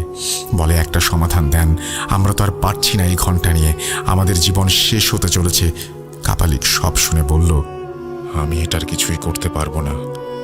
তবে আমি ভারতে ছিলাম, ওখানে 7 জন ভাই আছে, আমি তাদের কাছে থেকেছি, তারা এটার কিছু করতে পারবে হয়তো। আমি ঠিকানা দিচ্ছি তোমাদের, তাদের সাথে কথা বলো, এর সমাধান দেবে। আর এই ঘণ্টা নিয়ে তোমরা কখনো আমার কাছে এসো না। তারা কাপালিকের কাছ থেকে সেই ঠিকানা নিয়ে বাসায় চলে আসে। কাপালিক যে ঠিকানা দিয়েছে সেটা ভারতের পাঞ্জাব প্রদেশের একটি গ্রামের ঠিকানা। অনিলদের ভারতে আত্মীয় থাকার সুবাদে তারা সেখানে যোগাযোগ করে আর সেই 7 ভাইকে সবকিছু খুলে বলে। তারা জানায় তারা আসবে এই সমস্যার সমাধান করতে। এর কিছুদিন পরে তারা অনিলের বাড়িতে আসে। তারা ঘণ্টাটা দেখে বলে, আজ রাতে এটার ব্যবস্থা করব আমরা। তারপরে তারা রাতে এই কাজ করতে কি কি লাগবে সেটা অনিলকে জানায়। অনিল সেই অনুযায়ী সবকিছুর ব্যবস্থা করে দেয়। আর তারা জানায় বাড়ির কেউ যেন রাতে কাজের সময় বাইরে বের না হয়, এমনকি বাইরে যাতে না তাকায়। যত কিছুই হয়ে যাক যেন তারা ঘরের বাইরে না আসে। রাত 10টার দিকে তারা 7 জন মিলে বাড়ির উঠোনে তাদের মতো করে কাজে বসে যায়। বাড়ির সবাই ঘরের দরজা জানালা আটকে ঘরে ঢুকে পড়ে। প্রায় 30 মিনিট পরে অনিলরা শুনতে পায় বাইরে প্রচুর পরিমাণে বাতাস হচ্ছে, মনে হচ্ছে ঝড় শুরু হয়ে গেছে। আর সেই ঝড়ের তোড়ে তাদের বাড়ির আশেপাশের কিছু গাছপালা, ডালপালা সব যেন ভেঙে পড়ছে। প্রায় 1 ঘন্টা ধরে চলে এই তাণ্ডব। তারপরে চারপাশ একদম নিস্তব্ধ। বাইরে থেকে এসে ডাক দিয়ে একজন বলে, সবাই বাইরে আসেন ঘর থেকে। সবাই বাইরে বের হয়ে আসলে তারা বলে, আর কোনো ভয় নেই, সব সমস্যা শেষ হয়ে গেছে। এদিকে তাদের 7 জনের মাঝে একজনের হাত ভেঙে গেছে একটি গাছের ডাল লেগে। বাড়ির চারপাশে অনেক ভাঙা ডাল আর গাছ পড়ে আছে। তারা বলে, আজ আর কিছু নয়, সকালে উঠে জানব। পরদিন সকালে উঠে তারা একজন সবাইকে ডেকে নিয়ে বসে। তারপরে অনিলের বাবাকে বলতে শুরু করে, অনিল তোমাদের কাছে আসলে মিথ্যা বলেছে। ও মাছ ধরতে যেয়ে এমন কিছু হয়নি, ও আসলে লাশ চুরি করত। আর সেখান থেকে এই ঘটনার শুরু। বাড়ির সবাই অনিলের দিকে তাকায়। অনিল মাথা নিচু করে হ্যাঁ বলে। লোকটি আবার বলতে শুরু করে, এই যে ঘণ্টাটি দেখছেন, বলে ঘণ্টাটি উপরে তুলে ধরে। আর সবাই অবাক, কারণ ঘণ্টা এখানে 2টা আর তার জোড়া লাগানো, আগে ছিল একটা। এই ঘণ্টাটা এক জিনের সর্দার তার 2 প্রিয় জিনকে দেয়, আর যে 2 জনকে দেয় তারা ছিল 2 ভাই। অনিলের বাবার দিকে তাকিয়ে বলে, যে সাদা ধুতি পরা লোকটিকে আপনি দেখেছেন, সে হলো তাদের 2 জনের মাঝে একজন, আর সে ছিল ভালো। আর অপর যে কালো জনকে আপনারা দেখেছেন, সে হচ্ছে খারাপ জিন। আর এই ঘণ্টা ব্যবহার করে সে অনেক শক্তিশালী জিনকে তার কাছে রাখত, আর তাদের সাহায্যে এই ঘণ্টা দিয়ে আরও বেপরোয়া শক্তিশালী হয়ে ওঠে। অনেক বছর আগে কোনো এক এলাকায় এই ঘণ্টা দিয়ে সেই খারাপ জিন মানুষের উপরে অত্যাচার শুরু করে আর মানুষ মারতে শুরু করে। তখন সেই এলাকার অনেক ভালো বড় আর কিছু আলেম মিলে সেই জিনটিকে নিয়ে এই ঘণ্টা দুটি এক জায়গায় জোড়া লাগায়। তার ফলে এই ভালো শক্তির জিনগুলো খারাপ শক্তির জিনগুলোকে বন্দি করে ফেলে এই ঘণ্টার মাধ্যমে। আর এই ঘণ্টাটিকে পাহারা দিত সেই ভালো বামন জিনটি। আর সেই আলেমরা মিলে এই ঘণ্টাকে একটা পুরনো কবরের মাঝে পুঁতে রাখে, যাতে এটা অন্য কোনো মানুষের হাতে না যায়। কিন্তু অনিল লাশ চুরি করতে গিয়ে এই অভিশপ্ত ঘণ্টাটিকে এই কবর থেকে বের করে আনে, আর দৌড়াতে গিয়ে পড়ে যায়, আর ঘণ্টার জোড়া খুলে যায়। সাথে সেই বন্দি থাকা জিনগুলো ছাড়া পেয়ে যায়। আর এত বছর এভাবে বন্দি থাকার ফলে তারা মানুষের উপরে ক্ষিপ্ত হয়ে এই তাণ্ডব চালাতে থাকে। আর তোমরা যে বৃদ্ধ লোক দুইটি আর মহিলাকে দেখেছ, তারাও এই ঘণ্টার শিকার। ঘণ্টা যখন প্রথম মানুষের ওপর অত্যাচার করে সেই সময় তাদের মেরে ফেলে, আর তাদের অবয়ব ধরে এসে খারাপ জিনগুলো তোমাদের ভয় দেখাতে থাকে। সেদিন হয়তো তাবিজগুলো হাতে বাঁধা না থাকলে তোমাদের নদীর মাঝে মেরে ফেলতো তারা। আমরা যখন কাজে বসি তখন সেই ভালো জিনটি আসে আমাদের সামনে। সেই বামন আমাদের জানায় ঘণ্টার অন্য পার্টটা সেই কবরস্থানে জঙ্গলের মাঝে পড়ে আছে, আর এই সব কথা আমাদের জানায়। তার সাহায্যে আমরা সেই পার্টটা নিয়ে আসি, আবার জোড়া লাগিয়ে খারাপ জিনগুলোকে বন্দি করে ফেলি। আর কোনো সমস্যা নেই, এই ঘণ্টাকে নিয়ে যাচ্ছি আমাদের সাথে করে। আমরা এটাকে গিয়ে নষ্ট করে ফেলব, আর এর সাথে থাকা সকল খারাপ শক্তির কার্যকারিতা নষ্ট করে দেব। এরপরে তারা চলে যায়। এরপরে অনেকগুলো বছর কেটে যায়, আর কোনো সমস্যা হয়নি। অনিল তার সেই লাশ চুরির পেশা ছেড়ে দেয় চিরতরে। অনিল অনেক দিন পরে সেই মাঠে যায় যেখানে সে লাশ চুরি করতে যেয়ে পুকুর আর কুঁড়ে ঘর দেখেছিল। কিন্তু অবাক করা ব্যাপার, পুরো দিনের আলোতে সে কোনো পুকুর বা কুঁড়ে ঘরের চিহ্ন পর্যন্ত দেখেনি। তবে অনিল এই ঘটনার পর থেকে শুকাতে শুরু করে, আর এখনও কিছুটা শারীরিকভাবে অসুস্থ। যদিও ঘণ্টার আর কোনো সমস্যা নেই, তবে অনিলকে একটা ভয় এখনও তাড়িয়ে বেড়ায়। যদি ঘণ্টা আবার ফিরে আসে কোনোভাবে বা কোনো কারণে, তাহলে কি আবার তার জীবন এমন দুর্বিষহ হয়ে উঠবে? মৃত্যুই কি তবে আবার শেষ করে দেবে সেই ঘণ্টার যন্ত্রণার অবসান? অনিল এখনও রাতে ভালো করে ঘুমাতে পারে না। মনে হয় এই বুঝি ঘণ্টা ফিরে আসলো আবার মৃত্যু নিয়ে। এই ছিল ঘণ্টার ঘটনা। চমৎকার একটা ঘটনা। আমি মনে হয় এরকম ঘটনা আমার জীবনে খুব কম পেয়েছি। Thank you very much Tanvir, Tushar. আপনাদের জীবনে যদি এরকম ঘটনা থাকে পাঠিয়ে দিন আমাকে। আমার ইমেল অ্যাড্রেস হচ্ছে russell.booth.com@gmail.com। আপনাদের ঘটনার অপেক্ষায় থাকলাম। আশা করছি আপনারা ঘটনা পাঠাবেন। আল্লাহ হাফেজ। আমরা চলে যাচ্ছি আমাদের পরবর্তী ঘটনায়।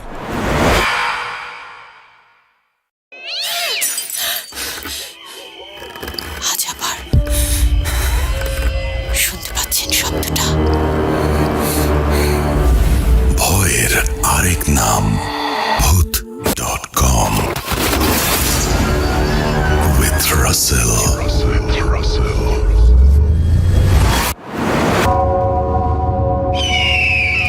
ঘন্টা 1 আর 2 শোনার পর যাদের 3 শুনতে ইচ্ছে করছে, মানে এই গতকাল রাতের এপিসোডটা যারা মিস করেছেন, তাদেরও একদম কষ্ট করতে হবে না। 3টি ঘটনায় একসাথে শুনুন। ঘন্টা 3।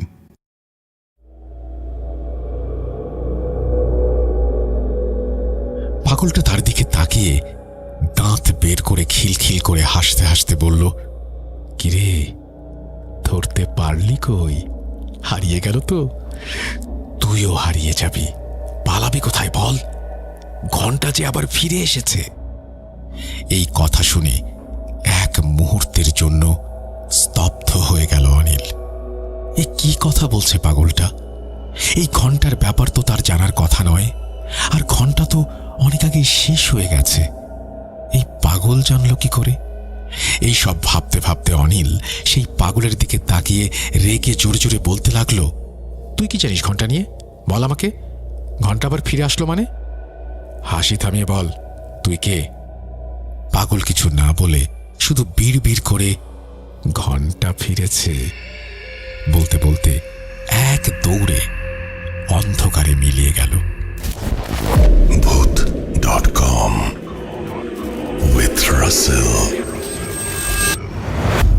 ঈদ মুবারক, ঈদ মুবারক, ঈদ মুবারক। আপনাদের সবাইকে স্বাগত জানাচ্ছি আমি রাসেল। আশা করছি আপনারা সবাই ভালো আছেন, ভালোর দলে আছেন। আমিও ভালো আছি আর ভালোর দলে আছি। ঈদ উপলক্ষে আমাদের ঘটনা পাঠিয়েছেন তানভীর, তুষার, এবং অনেক দিন পরে ঘন্টার 3য় পর্ব আজকে আপনাদের শোনাবো।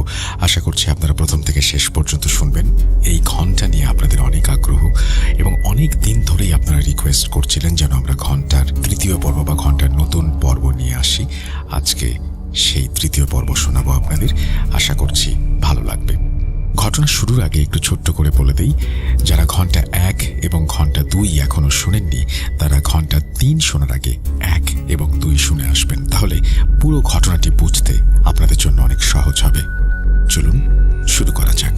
যেভাবে লেখা আছে আমি সেভাবেই পড়ে শোনাচ্ছি। আপনাদের কি মনে আছে ঘন্টা ফিরে এসেছে ঘটনার শেষে আমি একটা কথা উল্লেখ করেছিলাম, যদি ঘন্টা আবার ফিরে আসে কোনোভাবে তাহলে কি আবার অনিলের জীবন দুর্বিষহ হয়ে উঠবে? সেই ঘন্টা কিন্তু আসলেই আবার ফিরেছে, তবে এবার হয়তো একটু অন্য রকম কিছু নিয়ে। আসসালামু আলাইকুম রাসেল ভাই ও প্রিয় লিসেনার্স, সবাইকে ঈদের অনেক ভালোবাসা আর শুভেচ্ছা। আমি তানভীর তুষার, ভূত.com-এর মডারেটর ও অফিসিয়াল স্টোরি টেলার। এই ঘটনাটি আমাকে সংগ্রহ করে পাঠিয়েছেন সৌমিক দাস। কথা না বাড়িয়ে চলুন মূল ঘটনায় যাওয়া যাক। এর আগে আমি আপনাদের বলেছিলাম এই ঘটনার পরে অনিল একেবারে তার লাশ চুরির পেশা থেকে অবসরে চলে যায়। অনিল অবসরে যায় ঠিকই, কিন্তু এই পেশার লোভ তাকে বেশি দিন থামিয়ে রাখতে পারেনি। যেহেতু ঘন্টার প্রভাব তার জীবন থেকে একেবারে কেটে গিয়েছিল এবং আরও কোনো সমস্যা তার ছিল না, তাই সে সিদ্ধান্ত নিল আবার ফিরবে এই পেশায়। তবে এবার একটু অন্যভাবে। এবার লাশ চুরির বদলে অনিল সিদ্ধান্ত নেয় সে কবর থেকে কঙ্কাল চুরি করবে। অনেক দিনের লাশ কবরে পৌঁছে কঙ্কাল হয়ে যায়, আর তখনই অনিল তার এক সহযোগী সহ সেই লাশের কঙ্কাল তুলতে যায় রাতের আঁধারে। তারা 2023 সালের দিকে শুরু করে আবার এই কাজ। সবকিছু ঠিকঠাক চলছিল। প্রায় 3টি কঙ্কাল ঠিক মতো তুলে সেগুলো বিক্রিও করে ফেলে অনিল। কিন্তু এর কিছুদিন পরেই তার মনের মাঝে কেমন একটা অস্বস্তি কাজ করতে থাকে। মনে হতে থাকে আবার কিছু একটা ঘটবে, কিন্তু কি এমন ঘটতে পারে সেটা বুঝে উঠতে পারছিল না অনিল। এর মাঝে কেটে যায় আরও কিছু সময়। একদিন অনিলের দাওয়াত পড়ে পাশের বাড়ির এলাকার এক লোকের বাড়িতে। সেই দাওয়াতে যাওয়ার পরে অনিল তার নিজের মাঝে কোনো কিছুর একটা অস্বস্তি অনুভব করতে শুরু করে।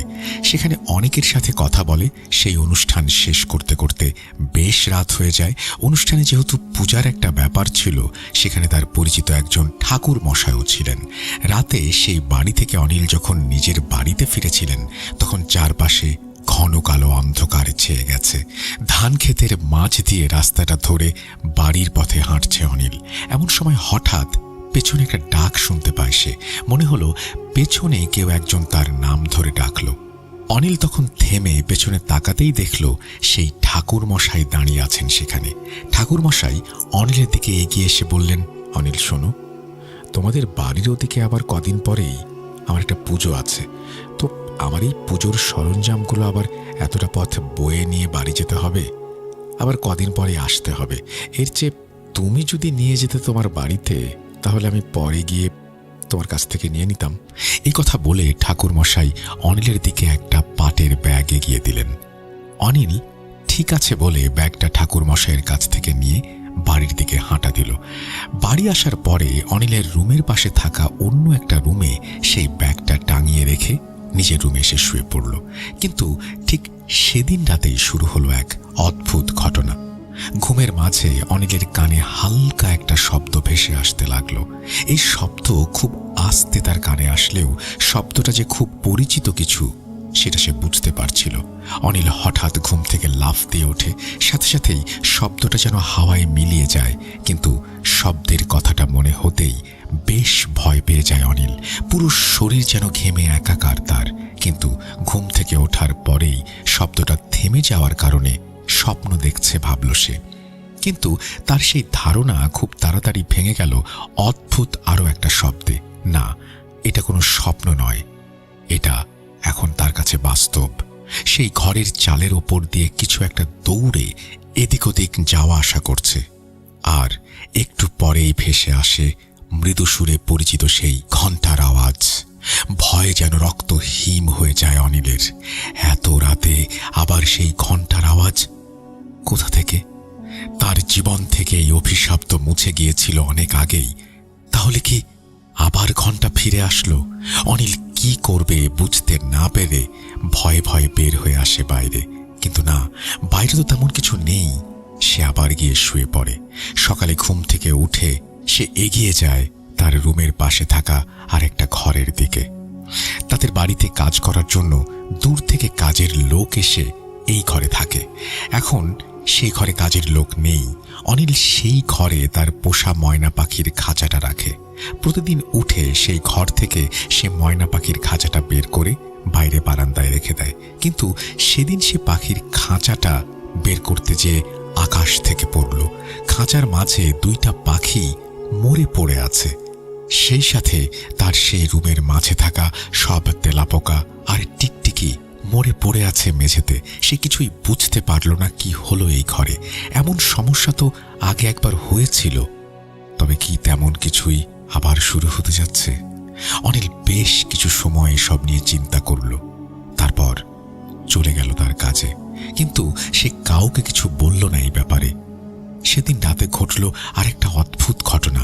মাঝরাতে মনে হলো তাদের গোয়াল ঘর থেকে কিছু একটার খসখস শব্দ ভেসে আসছে। সে উঠে আলো সাথে নিয়ে চলে গেল গোয়াল ঘরের দিকে, কিন্তু সেখানে গিয়ে সে দেখল সব কিছুই স্বাভাবিক। কিন্তু তাদের মহিষটা ঘরের মাঝে এক কোণে দাঁড়িয়ে আছে। তার চোখ মুখ দেখে মনে হচ্ছে সে কিছু একটা দেখে আতঙ্কে ভয়ে জড়সড় হয়ে আছে। অনিল যখন গোয়াল ঘরের দরজা লাগিয়ে আবার রুমের মাঝে এসেছে, ঠিক তখনই ভেসে আসতে লাগলো আবার সেই শব্দ। সাথে সাথে অনিল আবার দৌড়ে গেল গোয়াল ঘরের দিকে। এবার তার চোখ পড়ল অন্য পাশে থাকা ছোট একটা গরু বাছুরের দিকে। আগের বার সেটা খেয়াল করেনি। বাছুরের কাছ থেকে একটা রক্তের ধারা বয়ে আসছে দরজার দিকে। সে একটা চিৎকার করে এগিয়ে গেল সেদিকে। তার চিৎকার শুনে তার মা আর বোন দৌড়ে বের হয়ে আসলো ঘরের বাইরে।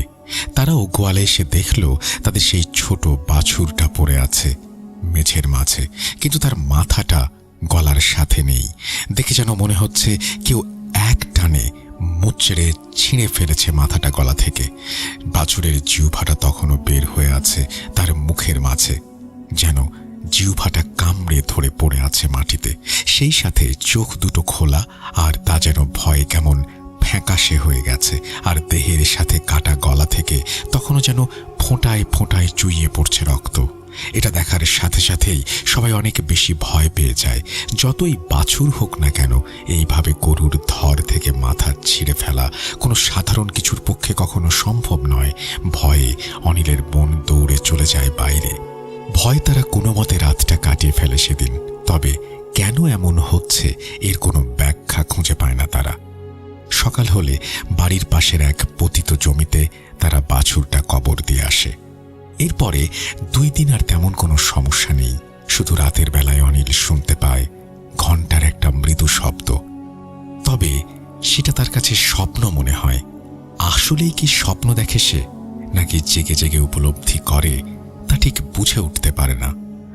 এর পরদিন রাতে অনিল আবার শুনতে পায় তাদের গোয়াল ঘর থেকে সেদিনের মতো শব্দ আসছে। এবার আর দেরি না করে সে তার মা আর বোনকে ডেকে নিয়ে আবার দৌড়ে যায় গোয়াল ঘরের দিকে। সেখানে যাওয়ার পরেই তারা যে জিনিসটা দেখতে পায়, তাদের মহিষটা গোয়াল ঘরের মাঝে দড়ি ছিঁড়ে দিকবিদিক শূন্য হয়ে ছুটে বেড়াচ্ছে এদিক থেকে ওদিকে। মনে হচ্ছে কিছু একটা দেখে প্রচণ্ড ভয় পেয়েছে সে। তারা দরজা খুলে ভেতরে গিয়ে সেই মহিষকে ধরে আবার বেঁধে রাখতে গেলেই এক ঝটকায় মহিষ ছুটে বের হয়ে যায় গোয়াল ঘরের দরজা দিয়ে। আর কিছু বুঝে ওঠার আগেই অনিল পিছু নেয় সেই মহিষের। সাথে সাথে অনিলের মা আর তার বোন গোয়াল ঘর থেকে বের হয়ে কয়েকজন প্রতিবেশীকে ডেকে তোলে, আর তাদের জানায় মহিষ বের হয়ে গেছে ঘর থেকে। সবাই আলো হাতে ছুটতে শুরু করে। অনিল আর মহিষটা যেদিকে ছুটে গিয়েছে সেদিকে যায় সবাই। এদিকে অনিল তখনও ছুটে চলেছে সেই মহিষের পিছু নিয়ে।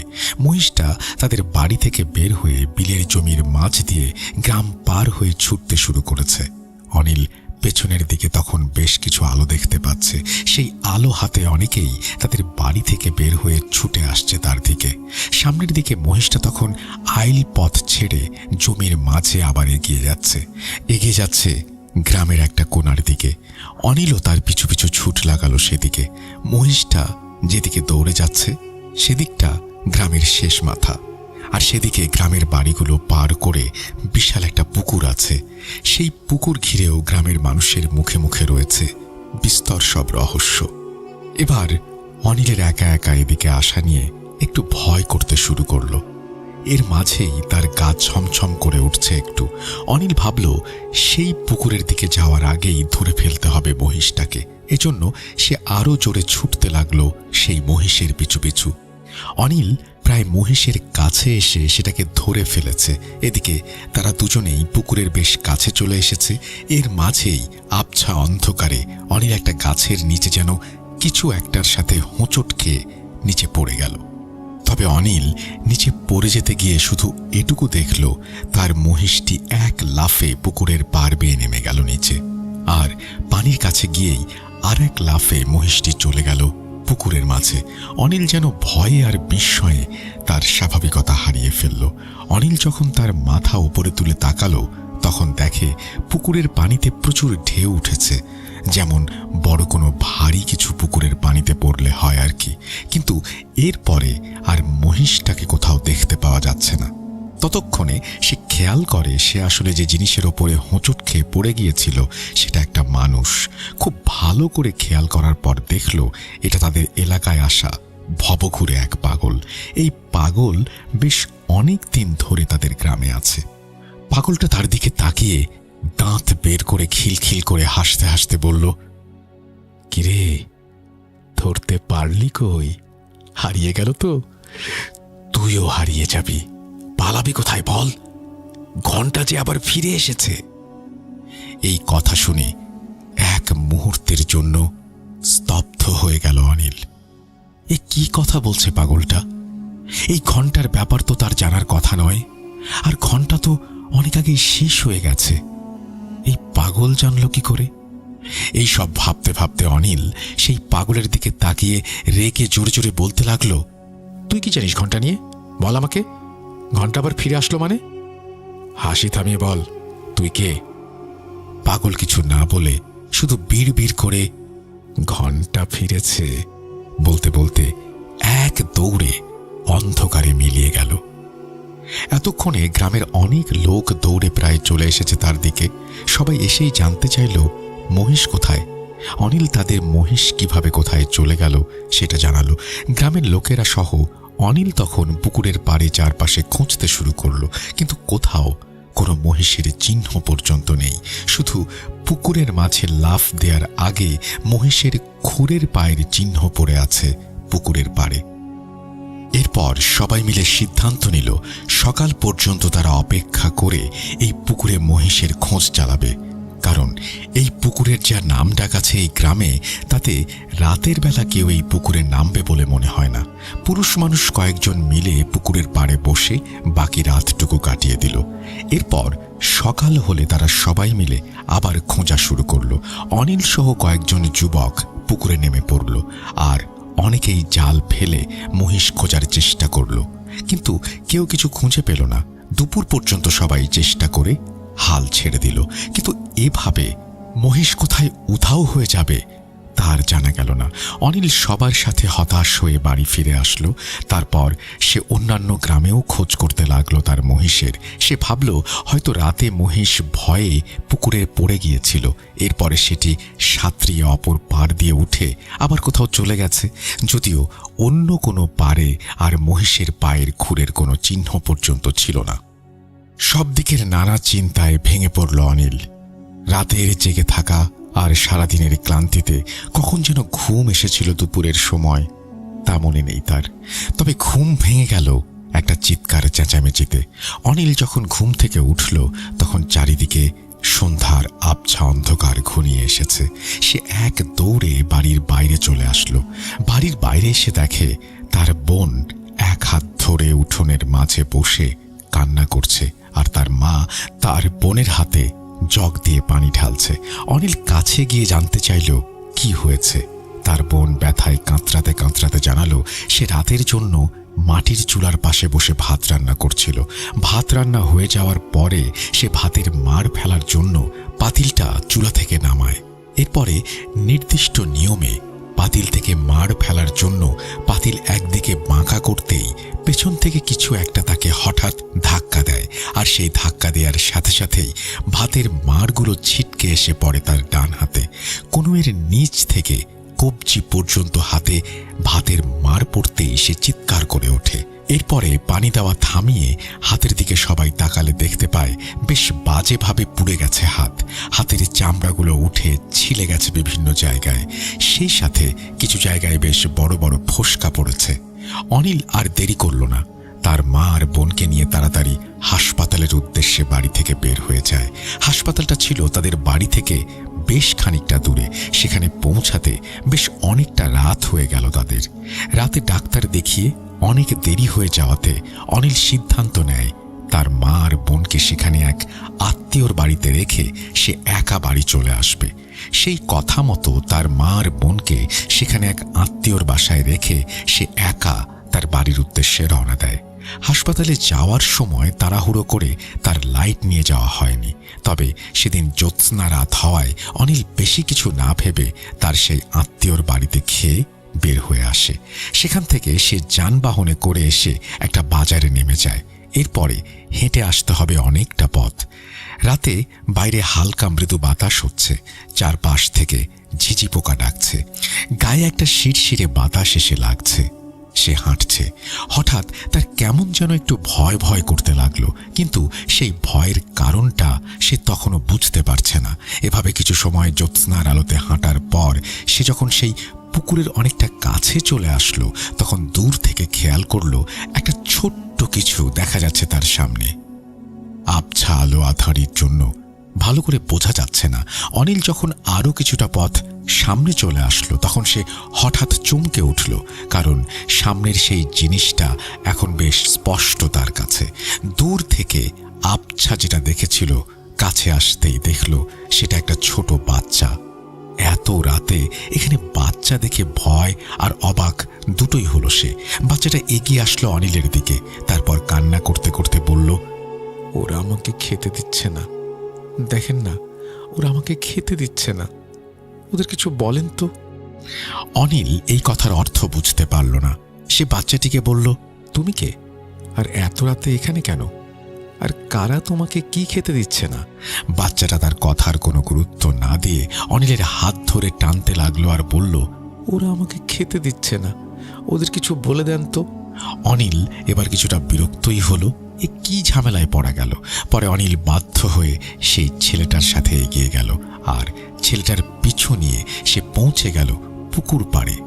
সেখানে যেতেই তার শরীর দিয়ে একটা ভয়ের ঠান্ডা স্রোত বয়ে গেল। এ কি দেখছে সে? পুকুর পাড়ের এক জায়গায় তার মহিষটা পড়ে আছে মাটিতে। তার ঘরে থাকা সেই বাছুরটার মতো এটারও অবস্থা একই। অনেকটা দূরে ছিটকে পড়ে আছে সেই মহিষের ছিঁড়ে ফেলা মাথাটা, আর সেই মাথা থেকে এখনো রক্ত ঝরছে। তবে সবচেয়ে ভয়ের ব্যাপার হলো, মহিষের ওপরে ঝুঁকে আছে অসংখ্য ছোট ছোট বাচ্চা। তারা সবাই যেন মাথা ডুবিয়ে দিয়ে কামড়ে খাচ্ছে সেই মহিষটাকে। কাছের কয়েকটা বাচ্চার মুখে লেগে আছে তাজা রক্ত। অনিল পাশ ফিরে তাকে ডেকে আনা ছেলেটার দিকে তাকাতেই দেখে সেই ছেলেটার নেই। ছেলেটাও গিয়ে যোগ দিয়েছে তাদের সাথে, অর্থাৎ অন্য বাচ্চাদের সাথে। আর সেই ছেলেও তাদের মতো বসে মাংস চিবিয়ে খাচ্ছে, সাথে তার মুখেও যোগ হয়েছে তাজা রক্ত। অনিল ভয়ে কি করবে হিতাহিত জ্ঞান হারিয়ে ফেলে। এর মাঝেই সেখানে থাকা কয়েকটা বাচ্চা তার দিকে তাকিয়ে ফেলে। অনিল দেখতে পায় তাদের চোখ যেন জ্যোৎস্নার আলোয় জলজল করছে, যেমনটা দেখা যায় রাতের বেলা কুকুর বা বেড়ালের চোখ। অনিলকে ডেকে আনা সেই বাচ্চাটা অনিলের দিকে তাকিয়ে একটা হাসি দেয়। আবার এগিয়ে আসতেই অনিলটা চিৎকার দিয়ে দৌড় লাগায় বাড়ির দিকে। সে একটানা চিৎকার করতে করতে যখন গ্রামের দিকে দৌড়াচ্ছিল, তার চিৎকার শুনে গ্রামের কয়েকজন মানুষ আলো হাতে বের হয়ে আসে। তারা এসে অনিলকে থামায়। অনিল তখনও ভয়ে ঘামছে আর হাঁপাচ্ছে, তার শরীর কাঁপছে। সে কাঁপা কাঁপা কণ্ঠে শুধু এক গ্লাস পানি চায়। তারপরে গ্রামের অনেকেই যখন জানতে চায় কি হয়েছে তার, কেনই বা সে এমন করে দৌড়ে আসছে, অনিল তখন আজকে তার সাথে ঘটে যাওয়া সব ঘটনা খুলে বলে। সবাই অনিলের কথা মতো লাইট নিয়ে সেই পুকুরের পাড়ে যায়, কিন্তু সেই পুকুর পাড়ে যাওয়ার পর তারা কিছুই দেখতে পায় না। অনিলের বলা সেই জায়গায় গিয়ে তেমন কোনো চিহ্ন পর্যন্ত খুঁজে পায় না। অনেকেই তাকে জানায় সে হয়তো তার মহিষ হারিয়ে অনেক চিন্তায় আছে, এজন্য সে এসব নিয়ে ভেবে মনের ভুলে অনেক কিছু দেখছে। অনিলকে সেদিনের মতো কয়েকজন এসে বাড়ি পৌঁছে দিয়ে যায়। পরদিন তার মা আর বোন বাড়িতে আসে। তারাও গ্রামে এসে রাতের ব্যাপারে সবকিছু শোনে, কিন্তু এর কোনো কারণ তারা খুঁজে পায় না। এর 2 দিন পর তাদের বাড়িতে কাজের লোক আসে। 3 জন লোক তাদের জমিতে কিছুদিনের জন্য দেশের অন্য গ্রাম থেকে আসলে তাদের জন্য নির্দিষ্ট করে রাখা সেই ঘরে থাকার ব্যবস্থা করে দেয়া হয়। প্রথম দিন এসে তারা সারাদিন কাজ করে সকাল থেকে। এরপরে রাতের খাওয়া শেষ করে তারা 3 জন গ্রামের দিকে যায় ঘুরতে। এর আগেও তারা এই গ্রামে অন্য লোকদের হয়ে কাজে এসেছিল, তাই মোটামুটি পরিচিত হওয়ায় তারা ঘুরতে বের হয়। গল্পগুজব শেষ করে তাদের আবার বাড়িতে ফিরে আসতে বেশ অনেকটা রাত হয়ে যায়। তারা হাত মুখ ধুয়ে রাতে ঘুমানোর জন্য প্রস্তুতি নিয়ে রুমের দিকে আসে। 3 জন যখন রুমের বাইরে, তখন খেয়াল করে রুমের মাঝে কিছু একটা আছে। কেমন যেন খসখস শব্দ ভেসে আসছে রুম থেকে। তারা ছিল না বলে রুমের লাইট তখনও অফ করাই ছিল। তারা রুমের দরজা খুলে লাইট জ্বালাতেই যেন জীবনের সবচেয়ে অবাক করা বিষয়ের মুখোমুখি হয়। হঠাৎ অল্প আলোতেই তারা দেখতে পেল ঘর ভর্তি কিছু ছোট ছোট বাচ্চার মতো অবয়ব।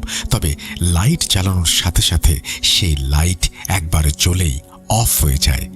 এইটুকু সময়ের মাঝে এটা দেখে তারা হঠাৎ আলো জ্বলে নিভে যাওয়ার জন্য চোখের ভুল মনে করে। কিন্তু তারা যখন অন্ধকার ঘরে এই রুমের মাঝে এগিয়ে যায় বিছানায় থাকা তাদের লাইটটার দিকে, তখন মনে হয় পায়ের নিচে একটা কিছু আছে। তাদের মাঝে একজন উবু হয়ে হাত দিয়ে সেটা কি বোঝার চেষ্টা করে। সে হাতে ঠান্ডা একটা কিছু অনুভব করে, আর তার পাশে থাকা একজন বিছানার ওপর থেকে লাইটটা জ্বালাতেই আবার এক মুহূর্তের মাঝে তারা দেখতে পায় ঘর ভর্তি অনেকগুলো ছোট ছোট বাচ্চার কাটা হাত পায়ের ওপরে তারা দাঁড়িয়ে আছে। আর সেই এক মুহূর্তের মাঝেই লাইটটি আবার নিভে যায়। তারা সবাই চিৎকার দিয়ে এক দৌড়ে রুমের বাইরে চলে আসে। তাদের চিৎকার শুনে অনিল সহ বাড়ির আশেপাশের অনেকেই উঠে আসে। তারপর তারা সবাইকে বিস্তারিত খুলে বলে। পরে কয়েকজন মিলে লাইট নিয়ে সেখানে গেলে তারা আর কিছুই দেখতে পায় না। সব কিছুই তখন একদম স্বাভাবিক ছিল। পরে রুমে থাকা বাল্বটা তারা ভালোভাবে দেখে, বুঝতে পারে সেটা ফিউজ হয়ে গেছে। সব কিছু স্বাভাবিক থাকলেও সেই লোকগুলো আর ঘরে থাকতে চায় না। পরে তাদের পাশের বাড়িতে এক ঘরে থাকতে দেয়া হয়। সেদিন রাতে অনিল একটা স্বপ্ন দেখে। তার বাড়ির উঠোনে আর তার বাড়ির টিনের চালের ওপরে সেই প্রথম দিকে দেখা বামন আকৃতির একটা অবয়ব একটানা হাতে একটা ঘণ্টা বাজিয়ে চলেছে। এটা দেখে তার ঘুম ভেঙে গেলেও সে জেগে উঠেও যেন কয়েক সেকেন্ড সেই ঘণ্টার আওয়াজটা শুনতে পায়, আর সেটা তার কানের কাছ থেকে যেন আস্তে আস্তে দূরে মিলিয়ে যায়। সারা রাত আর ঠিক মতো ঘুমাতে পারে না অনিল। তার শুধু একটাই চিন্তা মাথায় ঘোরে, এসব তো অনেক আগেই শেষ হয়ে গেছে, তাহলে ফিরে এসেছে কিভাবে? সে পরদিন সকালে ঘুম থেকে উঠেই সেই রুমে যায়। রুমের মাঝে সবকিছুই স্বাভাবিক, তারপরেও ভালো করে দেখতেই হঠাৎ তার চোখ পড়ে রুমের মাঝে এক পাশে দেয়ালের সাথে ঝুলানো একটা ব্যাগের দিকে। হঠাৎ তার মনে পড়ে, আরে ঠাকুর মশাই তো বেশ অনেকদিন আগে তাকে এই ব্যাগটা দিয়েছিল। কিছুদিন পরে একটা অনুষ্ঠান আছে বলে গিয়েছিলেন, তখনই সে ব্যাগটা নেবেন। কিন্তু ঠাকুর মশাই তো আর আসেননি। আর এত সব কাজের মাঝে সে নিজেও অনেকটা ব্যস্ত হয়ে গিয়েছিল দেখে মনেও নেই কিছু। তারপরে অনিল ভাবল, কি এমন আছে এই ব্যাগে যে ঠাকুর মশাইয়ের এতদিনেও এটার দরকার হয়নি? কেনই বা তিনি আর ব্যাগের কোনো খোঁজ করেননি, নিতেও আসেননি? অনিল তখন কৌতূহলী হয়ে ব্যাগটা হাতে নেয়। সে চিন্তা করে ঠাকুর মশাইয়ের বাড়িতে গিয়ে ব্যাগটা দিয়ে আসবে। কিন্তু ব্যাগটা হাতে নিয়ে সেটা খুলে ভেতরে তাকাতেই আকাশ থেকে পড়ে সে। ব্যাগের মাঝে যেটা আছে তা দেখে ভয়ে যেন মুখ ফ্যাকাশে হয়ে যায় তার। কাঁপা কাঁপা হাতে ব্যাগ থেকে জিনিসটা বের করতেই যেন পেছনের সব কথা এক ধাক্কায় মনে পড়ে যায়। সে এখন হাতে ধরে আছে তার সেই চিরপরিচিত এক কোনা ভাঙা ঘণ্টা, যেটা থেকে সে বেশ কিছুদিন আগে মুক্তি পেয়েছে। তবে ঠাকুর মশাই এটা কোথায় পেল? তাকে আবার কেন দিল এই ঘণ্টাটা? সব প্রশ্নের উত্তর তখন কেমন যেন জট পাকিয়ে যাচ্ছে। কেন নতুন করে এত সব ঘটনা ঘটতে শুরু করেছে এবার সব কিছু পরিষ্কার হয়ে গেল। এই ঘণ্টাই দায়ী। সে ঠাকুর মশাইয়ের ওপরে রাগে ফুঁসতে শুরু করলো। আর এক মুহূর্ত দেরি না করে সে ঘণ্টাটা আবার সেই ব্যাগের মাঝে নিয়ে হাঁটা দিল ঠাকুর মশাইয়ের বাড়ির দিকে। বাড়িতে গিয়ে ঠাকুর মশাইকে পেয়েই অনিল বলল, আপনি এই ঘন্টা কোথায় পেয়েছেন? আর এই ব্যাগ আপনি আমাকে দিলেন কেন সেই রাতে? আর ব্যাগটাই বা আনতে গেলেন না কেন? অনিলের এমন রাগান্বিত ভাব আর প্রশ্ন দেখে ঠাকুর মশাই যেন অবাক হয়ে যায়। তারপরে ঠাকুর মশাই বলেন, এই ঘন্টা কোথায় পাবো আমি? এটা তো আগে কোনোদিন দেখিইনি। আর তাছাড়া পুজো করতেই বা এটা কেন লাগবে? সবচেয়ে বড় কথা হলো, সেদিন রাতে তো আমার তোমার সাথে দেখাই হয়নি। ব্যাগটা দেওয়ার প্রশ্নই আসে না। অনিল ঘামতে শুরু করেছে। তাহলে এই ব্যাগ আবার তার কাছে আসলো কিভাবে? সেদিন রাতেই বা কে ছিল রাস্তার মাঝে? ঠাকুর মশাইয়ের কাছে ক্ষমা চেয়ে এইসব চিন্তা মাথায় নিয়ে অনিল সেই ব্যাগটা নিয়ে বাড়ির দিকে হাঁটা দেয়। হাজার হাজার প্রশ্ন আর রহস্য এসে ভিড় করে অনিলের মাথায়। নিজের চিন্তা শক্তি যেন হারিয়ে ফেলছে সে। তার এই ঘণ্টা তো নিয়ে গিয়েছিল ভারতে থাকা সেই 7 ভাই। তাহলে এতদিন পরে সেই ঘণ্টা আবার কেন ফিরে এলো তার কাছে? বাড়িতে এসে সেদিনই সে চলে যায় অনেক আগে দেখা করা তার সেই শ্মশানের কাপালিকের কাছে। ব্যাগটা থেকে ঘণ্টাটা বের করতেই কাপালিক যেন তাকে চিনতে পারে, আর চিনতে পেরেই তাকে তাড়াতাড়ি দূর হয়ে যেতে বলে তার কাছ থেকে। অনিল বারবার জানতে চায় এটা আবার কিভাবে ফিরে এলো তার কাছে। যারা এটাকে নিয়ে গিয়েছিল তারা আবার কেন ফেরত দিল এটা? কাপালিক তাকে কোনো কথার উত্তর না দিয়ে বলে, তুই এটা নিয়ে চলে যা, আর কোনোদিন ফিরে আসবি না আমার কাছে। আর শোন, আমার কাছে এসব প্রশ্নের কোনো উত্তর নেই। চলে যা, এক্ষুনি যা। কাপালিকের এমন ভয় আর ব্যবহার অনিলকে বেশ অবাক করে। সে আর কিছু না বলে ঘণ্টা আর ব্যাগটা নিয়ে আবার বাড়িতে চলে আসে। সে জানে এই ঘণ্টা কোথাও ফেলে দিয়ে আসলেও এটা থেকে তার মুক্তি নেই। চিন্তায় পাগল হয়ে যায় অনিল। এরপর থেকে প্রতিদিন রাতে আবার সেই আগের মতো ঘণ্টার আওয়াজ ভেসে আসতে থাকে। আর সকালবেলা বাড়ির উঠোনে দেখা যায় নানান রকম পাখি মরে পড়ে আছে। অনিল এবার তার এই ঘণ্টা থেকে মুক্তি দেয়া 7 ভাইয়ের খোঁজ করতে শুরু করে। কিন্তু অনেক কষ্ট করে যখন তাদের কিছুটা খোঁজ পায়, তখন যেন সে আরো বেশি ভয় পেয়ে যায়। তারা 7 ভাই যে এলাকায় থাকত, সেখানে থাকা অবস্থায় তাদের এক ভাইয়ের অস্বাভাবিকভাবে মৃত্যু হয়। তারপরে তাদের 6 ভাই সেই এলাকা থেকে কোথাও চলে যায়। তাদের আর কোনো খোঁজ পাওয়া যায়নি। এরপরে অনিল অনেক চেষ্টা করেও তাদের সাথে যোগাযোগ করতে পারেনি। এদিকে তার বাড়িতে দিনকে দিন সমস্যা বাড়তেই থাকে। আর আবার সে রাতে ভয়ানক স্বপ্ন দেখতে শুরু করে। কিন্তু কি করবে সে? কোনো পথ খুঁজে পায় না। তার চিন্তা শক্তি যেন লোপ পায়। দিন দিন আবার আগের মতো শুকিয়ে যেতে শুরু করে সে। অসুস্থ থাকে দিনের পর দিন। এই সব কিছু শুনে তার বাবাও আবার বাড়ি চলে আসে। তারপরে তারা অনেক খোঁজাখুঁজির পর মাগুরাতে একজন হুজুরের সন্ধান পান। তিনি এমন বহু কাজ করেছেন, আমি এখানে সেই হুজুরের নাম বলছি না, কারণ তাকে সেই এলাকার অনেকেই চিনতে পারেন। তবে এটুকু বলতে পারি, তিনি মাগুরার নাম করা একজন হুজুর। ঘণ্টাটা নিয়ে অনিল, তার বাবা এবং অনিলের একজন সহযোগী সেই হুজুরের কাছে যান। তাকে তারা শুরু থেকে সবকিছু খুলে বলেন। তখন হুজুর সেই ঘণ্টাটা তার কাছে রেখে যেতে বলেন, আর ঠিক 3 দিন পর আবার যেতে বলেন। অনিলরা সেদিনের মতো ফিরে আসে, আর ঠিক 3 দিন পরে তারা আবার সেই হুজুরের কাছে যায়। হুজুর তাদের জানায়, আমি আমার সাথে থাকা জিনদের মাধ্যমে খবর নিয়েছি, এই ঘণ্টার সাথে জড়িয়ে আছে অনেক শক্তিশালী জিন। এই জিনগুলো থেকে মুক্তির পথ খুব কঠিন। তবে আমি তোমাদের একটা পথ বলে দিতে পারি, কিন্তু সেখানে আছে এমন নিষিদ্ধ কিছু জিনিস যা আমি জীবনেও কোনোদিন করিনি। আর এখানে পদে পদে আছে মৃত্যুর হাতছানি। অনিলরা তবুও সেটা করতে রাজি হয়। তারা যে কোনো মূল্যে শুধু এই ঘণ্টা থেকে মুক্তি চায়। তখন সেই হুজুর তাদের বলে, আজ থেকে কয়েকদিন পরে একটা কালো অমাবস্যার রাত আছে, আর সেই রাতে আবার এই ঘণ্টাকে রেখে আসতে হবে একটা কবরে। কিন্তু সেই কাজটা মোটেও সহজ হবে না, কারণ শুরুতে একটা কবর থেকে লাশের কিছু জিনিস নিয়ে আসতে হবে। অনিল অবাক হয়ে জানায়, কবর থেকে লাশের কিছু জিনিস বলতে ঠিক কি বোঝানো হচ্ছে। সেই হুজুর তখন আবার বলতে শুরু করেন, প্রথম একটা অবিবাহিত ছেলে অথবা একটা মেয়ের কবর থেকে সেই লাশের নখের কিছু অংশ কেটে নিয়ে আসতে হবে, আর তার মাথার চুল কেটে নিতে হবে। সেই সাথে সেই লাশের সাথে থাকা কাফনের কাপড়ের এক টুকরো কাপড় কেটে নিতে হবে। এই সব কিছুর সাথে আমি তোমাদের কয়েকটা জিনিস দেব। সেই কেটে রাখা কাফনের কাপড়ের মাঝে পোটলা করে রেখে আমার বলা অন্য কবর খুঁড়ে সেখানে যে লাশ পাবে তার মুখ হাঁ করে মুখের মাঝে গুঁজে দিতে হবে এগুলো। তারপরে সেই ঘণ্টাটি সেই লাশের কাফনের মাঝে রেখে আবার কবর দিতে হবে। তবে কাজটা সম্পূর্ণ করে আসতেই হবে, বাকি রেখে আসলে এর থেকে পালাবার আর কোনো পথ নেই।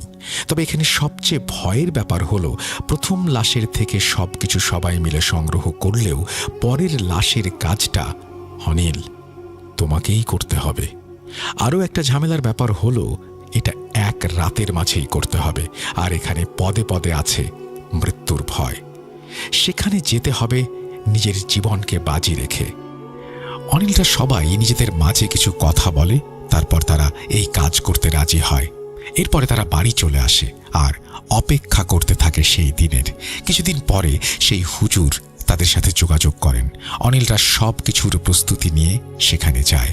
তখন সেই হুজুর তাদের 2টা কবরের সন্ধান দেন, আর শেষ যে কবরে যে লাশের কাছে ঘণ্টা রেখে আসতে হবে সেটা অনিল যে কবরস্থানে গিয়ে এই ঘণ্টাটা খুঁজে পেয়েছিল সেই কবরস্থানে। অনিলদের হাতে আর কোনো অপশন না থাকায় সেই রাতেই তারা এই কাজ করার সিদ্ধান্ত নেয়।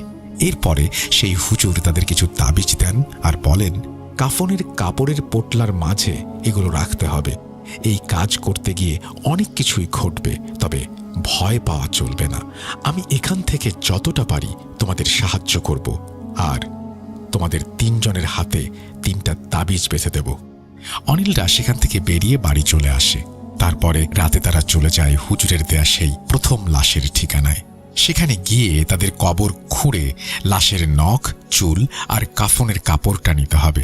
তারা যখন সেই কবরস্থানে পৌঁছে যায় তখন সেখানে দেখতে পায় এটাও তাদের বাড়ি থেকে বেশ অনেকটা দূরের একটা কবরস্থান, আর বাঁশঝাড় দিয়ে ভরা জায়গাটা। হুজুরের দেয়া ঠিকানা মতো তারা পাশের রাস্তা ধরে গুনে গুনে একটা নির্দিষ্ট কবর খুঁজে পায়। কবরটা দেখে মনে হয় বেশ কিছুদিনের পুরনো। তখনও বাঁশ দিয়ে একটা বেড়া দেয়া আছে কবরের চারপাশে। তারা সেই বাঁশের বেড়াগুলো খুলে ফেলে। এরপরে সেই কবর খুঁড়তে থাকে। কবর খোঁড়া শেষ হতেই যখন বাঁশের খাড়ালগুলো তারা তুলতে শুরু করে তখন একটা মাংস পচা বোটকা গন্ধ এসে নাকে লাগে তাদের। যেন গা গুলিয়ে বমি আসে সবার। অনিলের বাবা তাড়াতাড়ি লাইটটা কবরের দিকে ধরে। লাশটা যেন কবরের মাটির সাথে একেবারে মিশে গেছে এমন অবস্থা। অনিল একটা ছুরি নিয়ে আসে এবং সেই কবরের মাঝে নেমে পড়ে। নিঃশ্বাস বন্ধ করে সে কাফনের কাপড়টা সরাতেই লাশের পচে যাওয়া বিভৎস মুখটা দেখে আঁতকে ওঠে। সে তাড়াতাড়ি করে কাফনের ভেতর লাশের হাত খুঁজতে থাকে। যখন সে হাতটা খুঁজে পায়, চাকু দিয়ে লাশের একটা আঙুলের মাথা একটানে কেটে ফেলে। তারপরে লাশের মাথার ক্ষয়ে যাওয়া চুলের একটা অংশ কাটতে গিয়েই চুল খুলে হাতে চলে আসে তার। মুখ ভর্তি বমি চলে আসে অনিলের। আর বেশি সময় এখানে টেকা যাবে না। সে তাড়াতাড়ি করে কাফনের কাপড়ের একটা অংশ কেটে নিতেই তাদের সাথে থাকা অনিলের সেই সহযোগী অনিলের হাত ধরে এক টানে তাকে কবরের ওপরে তুলে ফেলে। অনিল কবরের ওপরে উঠেই মাটিতে শুয়ে পড়ে। তারপর বুক ভরে শ্বাস নেয়। কোনো অস্বাভাবিক ঘটনা ছাড়াই অনিলরা সেই লাশ আবার কবরে দিয়ে সেখান থেকে চলে আসে। এবার তাদের যেতে হবে সেই চিরপরিচিত কবরস্থানে, যেখান থেকে অনিলের জীবনটা ওলট পালট হয়ে গিয়েছিল। তারা আবার একটা জায়গায় ফিরে আসে। তাদের সেই চিরচেনা নৌকায় উঠে বসে। এবার নদী দিয়ে যেতে হবে বেশ খানিকটা পথ। আগের লাশের থেকে তুলে আনা সব জিনিস আর হুজুরের দেয়া তাবিজগুলো সেই কাফনের কাপড়ের টুকরো দিয়ে পোটলা বেঁধে তারা নৌকায় রেখে দেয়। অনিলের সেই সহযোগী নৌকা চালাচ্ছে, আর অনিল একেবারে নৌকার মাথায় বসে চারপাশের অন্ধকার দেখছে। তারা যেন একটা ঘন কালো অন্ধকারের মাঝে অন্ধকার ফুঁড়ে এগিয়ে চলছে সামনের দিকে। এদিকে বার কয়েক লাইট মেরে নদীর গতিপথ দেখে নিচ্ছেন অনিলের বাবা। এভাবে তারা পৌঁছে যায় সেই কবরস্থানের কাছে। এরপরে নৌকা ঘাটে বেঁধে সবাই নেমে পড়ে নৌকা থেকে। অল্প একটু পর লাইট জ্বালিয়ে তারা তিনজন মিলে খুঁজতে থাকে হুজুরের বলে দেয়া সেই কবর। বেশ অনেক সময় নিয়ে খোঁজার পর তারা খুঁজে পায় সেই কবর। কবরটা দেখে মনে হচ্ছে বেশ নতুন, এখনো খেজুর গাছের পাতা শুকিয়ে যায়নি। এবার অনিলের বাবা আর অনিলের সেই সহযোগী অনিলকে সব কিছু বুঝিয়ে দিয়ে একটা ছোট লাইট তার হাতে দিয়ে নৌকার দিকে চলে যায়। অনিল ছোট লাইটটা পাশে জ্বালিয়ে রেখে কবরের উপরে কোদাল চালায়। প্রতিবার কোদাল চালানোর সাথে সাথে যেন তার বুকের মাঝে একটা চাপ অনুভব করতে থাকে। সেই সাথে কানের কাছে একটা ফিস ফিস শব্দ শুনতে পায় সে, যেটা মনে হয় এক কান থেকে আর এক কানে ভেসে যাচ্ছে। এবার বেশ ভয় পেতে শুরু করে অনিল, কিন্তু তার ভয় পেলে চলবে না। যে কাজ সে শুরু করেছে তা শেষ করে তাকে যেতে হবে। অনিল আরো জোরে কোদাল চালাতে শুরু করে। কবরের মাটি সরে গিয়ে বাঁশের খাড়াল বের হয়ে আসে। অনিল এবার উপুর হয়ে একে একে খাড়ালগুলো সরাতে শুরু করে, আর কবরের ভেতরে পড়া লাইটের হালকা আলোয় চকচক করতে থাকে কাফনের কাপড়।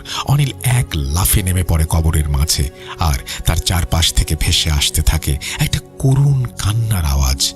অনিল কবরের ওপরে এক পাশে ঘণ্টা আর সেই কাফনের পোটলা রেখে ছোট লাইট হাতে যখন লাশের মুখের দিক থেকে কাফনের কাপড়টা সরায়, তখন লাশের চেহারা দেখে মনে হয় এই লাশ একেবারে নতুন। বড় ভয়টা এখনো তার জন্য অপেক্ষা করছে। বুঝতে পারে সে, যখন অনিল দেখে লাশের চোখ বেয়ে গড়িয়ে পড়ছে পানির ফোঁটা। লাশ কি কান্না করতে পারে? মনে পড়ে যায় হুজুরের কথা, অনেক কিছুই আজ ঘটবে, তবে ভয় পেলে চলবে না। অনিল নিজের মুখে লাইটটা ধরে, দুই হাতে লাশের চোয়াল খুলতে থাকে, কিন্তু কিছুতেই সে খুলতে পারে না। এবার রাগে সে কোদালের ডাঁটা দিয়ে লাশের চোয়ালে কয়েকটা বাড়ি দিতেই লাশের চোয়াল ভেঙে মুখ হাঁ হয়ে যায়। অনিল এক হাতে সেই ঘণ্টাটা ওপর থেকে কবরের মাঝে ফেলে, আর এক হাতে সেই কাফনের কাপড়ের পোটলা নিয়ে লাশের মুখটায় চেপে ধরে। যেই কাফনের কাপড় লাশের মুখে গুঁজে দেয়, লাশটি চোখ মেলে অনিলের দিকে তাকায়। এটা দেখে ভয়ে এক লাফে একটা চিৎকার দিয়ে অনিল একেবারে কবরের ওপরে উঠে যায়। চারপাশে যেন তখন একদম ঝড় বয়ে যাচ্ছে। অনিল কবর থেকে উঠে একদিকে যখন দৌড়াতে শুরু করে, তখন তার থেকে একটু দূরে একটা আলোর বিন্দু দেখতে পায়। অনিল তার বাবারা ভেবে সেই দিকে দৌড়াতে শুরু করে। অনিল যখন সেই আলোর দিকে ছুটে যায়, তখন দেখতে পায় তার বাবা আর তার সহযোগী ছেলেটা দাঁড়িয়ে আছে একটা মশাল হাতে। তারা অনিলকে দেখেই থামতে বলে, তারপর তাদের সাথে যেতে বলে।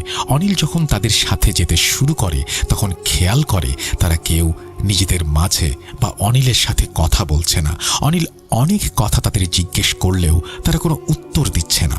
একটু পর অনিল খেয়াল করলো তারা আবার সেই কবরের দিকেই যাচ্ছে, কিন্তু নৌকা তো কবরের উল্টো দিকে।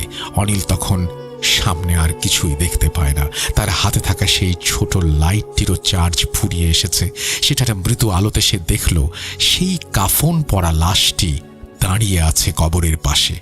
তার চোখ দুটো তখনও খোলা, আর সেটি তাকিয়ে আছে অনিলের দিকে। অনিল আবার ভয়ে পেছনের দিকে ঘুরে চিৎকার করে দৌড়াতে শুরু করে। এবার যেন তার মনে হয় লাশটাও তার পেছন পেছন আসছে। অনিল আরো জোরে দৌড়াতে শুরু করে। এবার দেখে একটা লাইটের আলো দৌড়ে আসছে তার দিকে। তারপরে অনিলের বাবা এসে অনিলকে জড়িয়ে ধরে। অনিল তখন ভয়ে রীতিমতো কাঁপছে, কান্না করছে। অনিলের বাবা আর সেই সহযোগী তাকে ধরে নৌকায় নিয়ে যায়। তারপরে তারা পুরো ঘটনা শোনে, কিন্তু অনিলের বাবারা জানায় একটু আগে তার চিৎকার শুনে তারা কবরের দিকে যায়। এর আগে অনিলের সাথে তার বাবা আর তার সহযোগী যে দেখা হয়েছিল, তারা আসলে কে? এমন প্রশ্ন ঘুরতে থাকে অনিলের মাথায়। তারা কিছু সময় নৌকায় বসে থাকে। যেহেতু হুজুর বলেছেন বাকি কাজ রেখে ফিরে আসা যাবে না, তাই তারা আবার এগিয়ে যায় সেই কবরের দিকে। সবাই গিয়ে দেখে লাশটা তখনও পড়ে আছে কবরের মাঝে। লাশের চোয়াল ভাঙা আর মুখের মাঝে গুঁজে দেয়া কাফনের কাপড়। তারপরে তারা আবার সেই লাশটাকে মাটি দেয় আগের মতো। এরপরে নৌকায় ফিরে আসে, চলে আসে বাড়িতে। পরদিন আবার সেই হুজুরের কাছে যায়, হুজুরকে জানায় সবকিছু। হুজুর বলেন, আপনাদের আপাতত আর কোনো সমস্যা নেই। এরপরে তারা নিশ্চিন্তে বাড়ি ফিরে আসে, কিন্তু অনিল এখনো বেশ অসুস্থ, আর সে প্রায় রাতের স্বপ্ন দেখে একটা বিশাল অবয়ব তার উল্টো দিকে বসে আছে, আর তার কাঁধে বসে আছে একটা ছোট্ট অবয়ব। সেও উল্টো বসে সেই ঘণ্টাটা একটানা বাজিয়ে যাচ্ছে। অনিল এই ঘটনার পর থেকে সিদ্ধান্ত নিয়েছে তারা সপরিবারে এখানে সবকিছু বিক্রি করে ভারতে চলে যাবে, কারণ এই ঘণ্টা আবার যদি জীবনে ফিরে আসে তাহলে মুশকিল হবে। তারা সেটা চায় না। আবার যদি কোনোদিন এই ঘণ্টা ফিরে আসে তাহলে এই মুক্তির পথ একেবারেই কি শেষ? এসব নিয়ে ভাবতে চায় না অনিল। প্রিয় লিসেনার্স, এই ছিল ঘটনা। সবাইকে পবিত্র ঈদ উল ফিতরের শুভেচ্ছা জানিয়ে বিদায় নিচ্ছি তানভীর তুষার। সবার ঈদ কাটুক পরিবারের সাথে আনন্দে। আল্লাহ হাফেজ। এই বলেই তানভীর তুষার তার চমৎকার এই ঘটনাটি শেষ করেছেন। আমার মনে হয় যে ঈদের সময়ে বেশ কিছু ভয়ঙ্কর সময় কাটল ভয়ের রাজ্যে। আমরা ঈদ উপলক্ষে এই ঘটনাটি নিয়ে এসেছিলাম এবং তানভীর তুষারও অনেক দিন ধরে এই ঘটনাটি রেখে দিয়েছিলেন তার কাছে ঈদের সময় আমরা প্রচার করব বলে। তানভীর তুষার, আপনাকে অসংখ্য ধন্যবাদ। ঘণ্টা 3 আমরা শোনালাম, ঘণ্টা 4 আসবে কি? আসলে ঘণ্টা 4 যদি আসে তাহলে অনিলের সাথে খারাপ কিছু ঘটতে হবে। আমরা কি ঘণ্টা 4 চাই? আমরা কি চাই অনিলের সাথে খারাপ কিছু ঘটুক? অনিলের জন্য অনেক অনেক শুভকামনা। আপনাদের সবার জন্য অনেক অনেক শুভকামনা। ঈদ উপলক্ষে অনেকেই ফিরে গেছেন বাড়ি, অনেকেই পরিবার খুঁজে নিয়েছেন এই ব্যস্ত শহরে। আপনাদের সবার ঈদ কাটুক আনন্দে পরিবারের সাথে। তানভীর তুষারের মতো করে আমিও বলতে চাই, কারণ ঈদ মানেই ঘরে ফেরা, ঈদ মানেই আপনজনের আরও একটু বেশি কাছাকাছি আসা। ঈদ বছরে 2 বার আসে। আমাদের জীবনে কবার ঈদ আসে বলুন তো? খুব বেশিবার না হয়তো। আর সেই জন্যই ঈদের সময়টা আমরা যেন আমাদের বন্ধু বান্ধব, আত্মীয় স্বজন সবার কাছাকাছি থাকি। এই সময়গুলো মহামূল্যবান, আর সেই মহামূল্যবান সময়ের কিছুটা অংশ আপনি ভূত.com-এ দিলেন। এই জন্য আপনাকে অসংখ্য ধন্যবাদ। আসলে আমরা সবাই তো একটা পরিবার, আর সেখানে ঈদের সময় আমরা মিলিত হব না তাই কি হয়?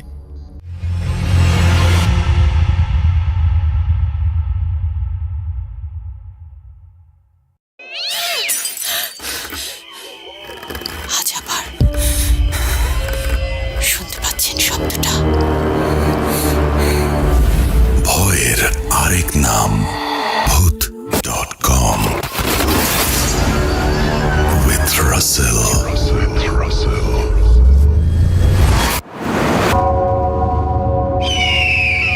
আজকের এপিসোডের শেষ কথা। আমি জানি পুরনো ঘটনা দিলে অনেকেই মন খারাপ করেন, কিন্তু যা কিছু পুরাতন তাই নিয়েই তো আমাদের সামনে এগিয়ে চলা। অনেকে হয়তো আগে শোনেননি ঘন্টার একটি এপিসোডও, তাই ঘন্টা 3 যখন আসলো ভাবলাম এই ঈদে একসাথে শুনিয়ে দিলে কেমন হয়। আশা করছি ভালো লেগেছে এই আয়োজন। আর যদি ভালো না লাগে, কমেন্ট সেকশন খোলা রইল আপনাদের জন্য। গাইড করুন আমাকে। আজকের মতো বিদায় নিচ্ছি। আল্লাহ হাফেজ।